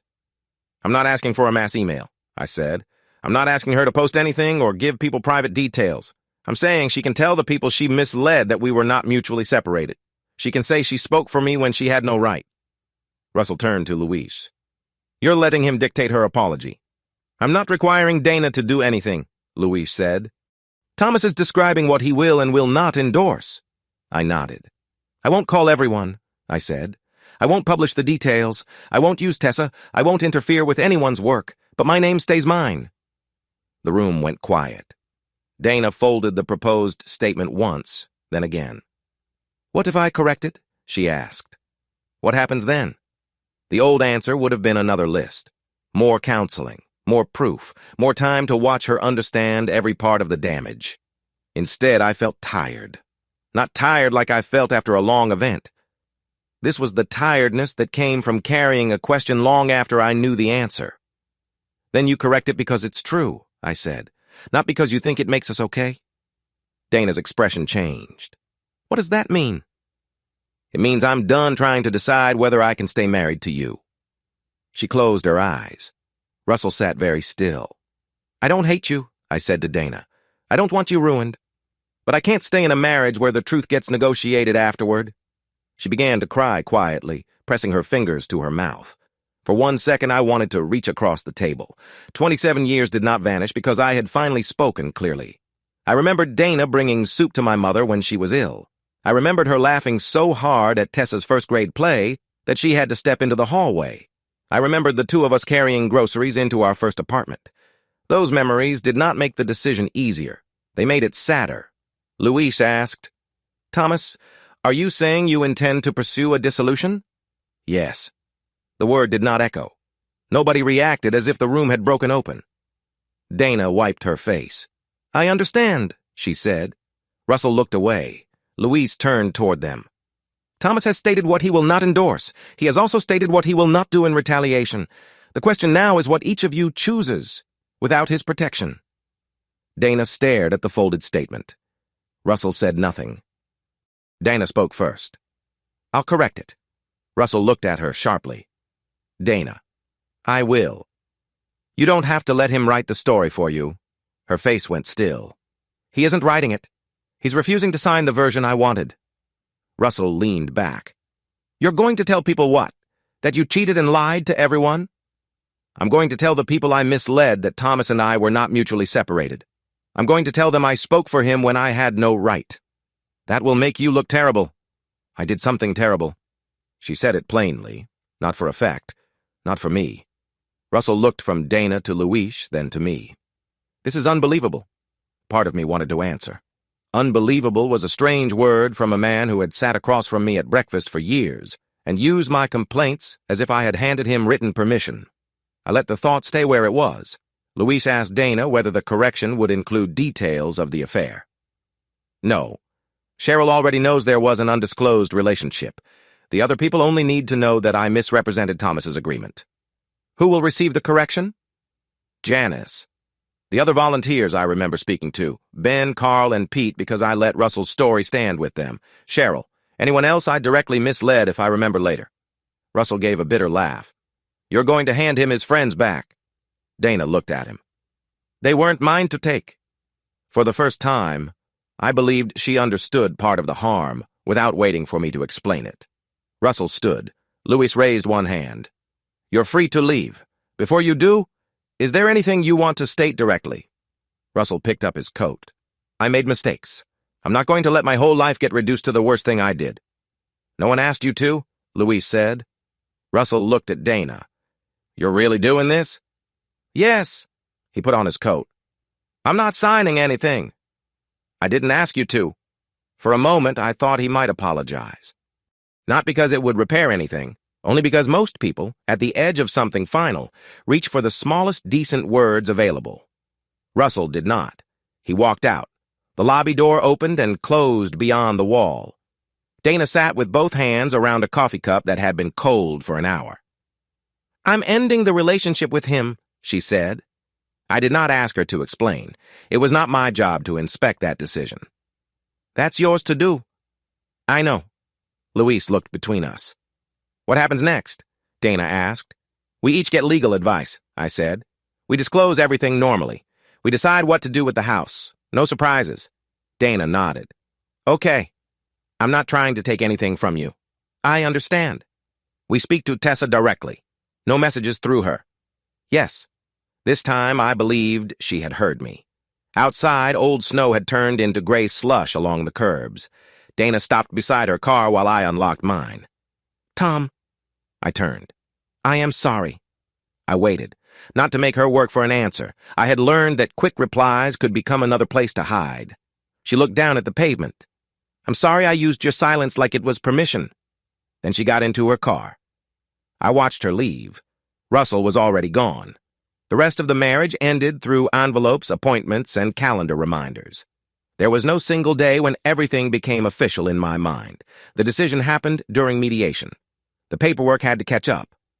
Within a week of the second session, Dana sent her correction to Cheryl, Janice, the volunteers she remembered, and the friends who had heard the separation story. She copied me only after she sent it. The message was brief. It said we had not mutually separated, that she had described us that way without my agreement, and that I had not known about her relationship with Russell. Janice called to say she received it. Ben sent a short text apologizing again. Carl said nothing. Pete wrote that he needed time to think. No crowd gathered to clear my name. People responded as themselves. Dana and I each hired a lawyer. We exchanged bank statements, retirement information, the mortgage balance, insurance policies, and credit card summaries, the ordinary records of two people who had spent nearly 3 decades paying bills together. We agreed to sell the house. It went on the market in February. One Saturday, a young couple toured it with a toddler who kept opening and closing the hall closet. It was the same closet where I had placed the envelope containing the coat drive photograph and the event records I needed to return to Riverview. The child laughed every time the door clicked shut. I stood in the kitchen while the realtor discussed the extra bedroom. I had once thought that room might become an office after Tessa moved out. It became a guest room instead. Then it became part of a story about a separation that had never happened. By March, the house was under contract. Dana and I attended the closing together. We signed separate stacks of pages while the closing agent checked figures and answered practical questions. We talked about Tessa's birthday plans and whether the buyer wanted the patio furniture. We did not discuss Russell. After the mortgage and closing costs were paid, we divided the remaining proceeds under our agreement. Neither of us won the house. Neither lost everything. We converted a shared place into numbers and then went home separately. At Gem City, Cheryl completed the conflict review. Dana received a written warning and moved away from donor-facing work involving Russell. She kept her job. The pantry kept its programs. The Thanksgiving distribution and December senior pickup had both gone forward. Families continued coming through Riverview for food boxes and referrals, most unaware of the private trouble surrounding some of the adults who organized the rooms. Russell resigned from the donor committee in February. Cheryl told Marion because it affected pantry scheduling. Marion passed along the operational fact while we stood in the hallway between staff meetings. He resigned, she said. That's probably best. It may be. We left it there. Russell kept pike print and copy. I saw his business name on a yard sign once and drove past without slowing. My recusal lasted through the winter pantry programs. Marion handled every Gem City facility question. I did my regular work. Broken locker latches, a parent demanding a refund after missing half a session, a basketball rim bent in a way nobody could explain. In April, Renee called me into her office. The coaching period is complete, she said. You complied with the recusal. There have been no further problems. Thank you. Your file will reflect the original incident and the corrective action. I understand. She watched me for a moment. You handled the rest better than you handled the first day. That's fair. You don't always have to say fair when you mean difficult. I almost smiled. I'll work on it. By June, the dissolution was final. The required court appearance was brief. Dana and I had already agreed on the house proceeds, our accounts, retirement matters, and the rest with independent advice. There were no speeches or surprise documents. The court confirmed the agreement and ended the marriage. Dana rented an apartment near Lori. I found a smaller place about 10 minutes from Riverview, above a pharmacy and across from a laundromat that stayed open late. On my first night there, I sat on a folding chair because I had not bought a couch. The rooms echoed. My dishes remained in a box marked kitchen, except for 1 plate and 1 fork. I expected the quiet to feel like punishment. It felt honest, not good, not easy, honest. By September, Tessa's students had started making tags for the next coat drive. She called while I was closing Riverview. Do you still need decorations for the coat tables? I always need decorations for the coat tables.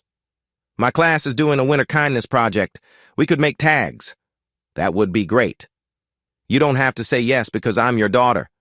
I'm saying yes because second graders make better signs than city employees. That's true. We met at Maple Ridge the following week. Her students were cutting paper mittens from red, blue, and yellow construction paper. Some carried messages in large, uneven letters. Warm hands. You matter. Take what you need. One said hot coat. Tessa explained that the student had meant to write hope coat. I like it, I said. You would.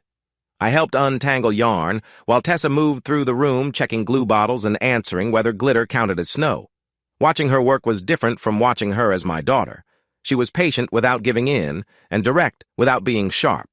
When a boy started crying because his paper mitten tore, she did not tell him it was fine. She handed him another sheet. That one didn't work, she said. Let's try again.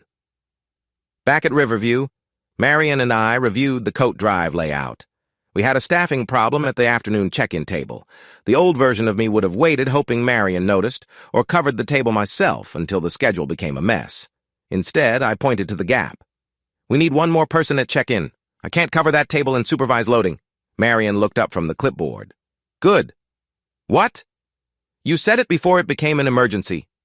Please don't make a plaque. No promises. My phone rang. Dana. I watched it for one ring, then answered. Hi. Hi, she said. Cheryl asked about the coat drive schedule. I can work the morning outreach table. You're supervising the afternoon. Yes. There will be an overlap around noon. I know. Do you want me to ask Tessa whether she's comfortable with that? No. Dana was quiet. If I need to ask Tessa something, I'll ask her directly. You don't need to do it for me. Okay. And if you need something from me about the event, call me. Don't send it through her. I won't. Her voice was careful but not defensive. Thank you, she said. After the call, Marion glanced at me. Everything okay? It will be. That was not a promise. It was the closest accurate answer I had. Later, Tessa brought a box of completed tags to Riverview. She set it on the counter and looked toward the new coat drive poster on the bulletin board. Will there be another photographer? Probably. Do we have to take a family picture? No. What if someone asks? We say no. She studied me. What if they ask me? You say whatever you want. Tessa smiled. Good answer. For once, I had not needed extra time to find it. The next coat drive opened on October 18th under a clear sky. By 7 that morning, Riverview's parking lot was half full. Volunteers carried boxes through the east doors. Families waited beneath the awning. The gym smelled of cardboard, coffee, new fabric, and the rubber basketballs stored too close to the coat racks. Dana ran the pantry outreach table during the morning shift. I supervised the event and would work the afternoon with Marion. That was the plan printed on the schedule in plain black type. There was nothing hidden in it. At 11:45, Dana found me near the loading area. The food boxes for the noon families are ready, she said. Janice has the referral list. Cheryl is with the volunteers by the gym doors. Okay. The children's gloves are running low. I'll bring out the extra bins. She nodded. There was a pause, but it was not the old kind. It did not ask either of us to pretend nothing was wrong. Good handoff, I said. Dana gave me a small, tired smile. Thanks. Then she picked up her tote bag and left through the east doors. Tessa arrived 20 minutes later carrying 2 boxes of student-made coat tags. She wore a green scarf and had silver glitter near one eyebrow. Your students made a lot. They had opinions. That sounds right. She helped Janice tie the tags onto the coat racks. Hot coat ended up on a navy winter jacket near the front. Tessa noticed and laughed. Leave it. So we did. The afternoon moved quickly. A little girl found a purple coat with stars in the lining and refused to remove it. A father asked whether we had boots in size 12. Marion fixed a line problem before it became a line. Cheryl kept the pantry table moving. Janice found mittens for a boy who had waited without complaining. At 3, the photographer returned. Can I get the organizers and volunteers together? She called. For 1 second, I felt the old pull in my chest. The corridor. Dana's face. Russell standing beside me. Janice congratulating me on a reconciliation I had never known I needed. Then I looked around the gym. Marion stood near check-in. Cheryl was by the food boxes. Janice held a roll of tape. Tessa had glitter on both hands. Staff members, teachers, pantry volunteers, high school students, and parents had spent the day doing work that did not belong to my marriage. "Get the whole crew," I said. The photographer smiled. "Everybody? Everybody who wants to be in it." People gathered in uneven rows. Someone called Janice over. A teenager ducked into the front at the last second. Tessa stood beside me, not because I asked her to, but because there was room. The photographer raised her camera. I did not move away. I did not step into the center. I stood where I was, beside my daughter, among people who knew some parts of my life and not others. People who had made mistakes. People who had helped. People who had simply arrived with boxes, lists, and time to give. "Ready?" the photographer asked. The shutter clicked. For a second, nobody moved. Then the gym filled again with voices, coat hangers, and the ordinary noise of work continuing. Do you think the truth always needs an audience, or can a boundary be real when only the people who crossed it understand? Share your thoughts and subscribe for more stories about finding a way forward without losing yourself.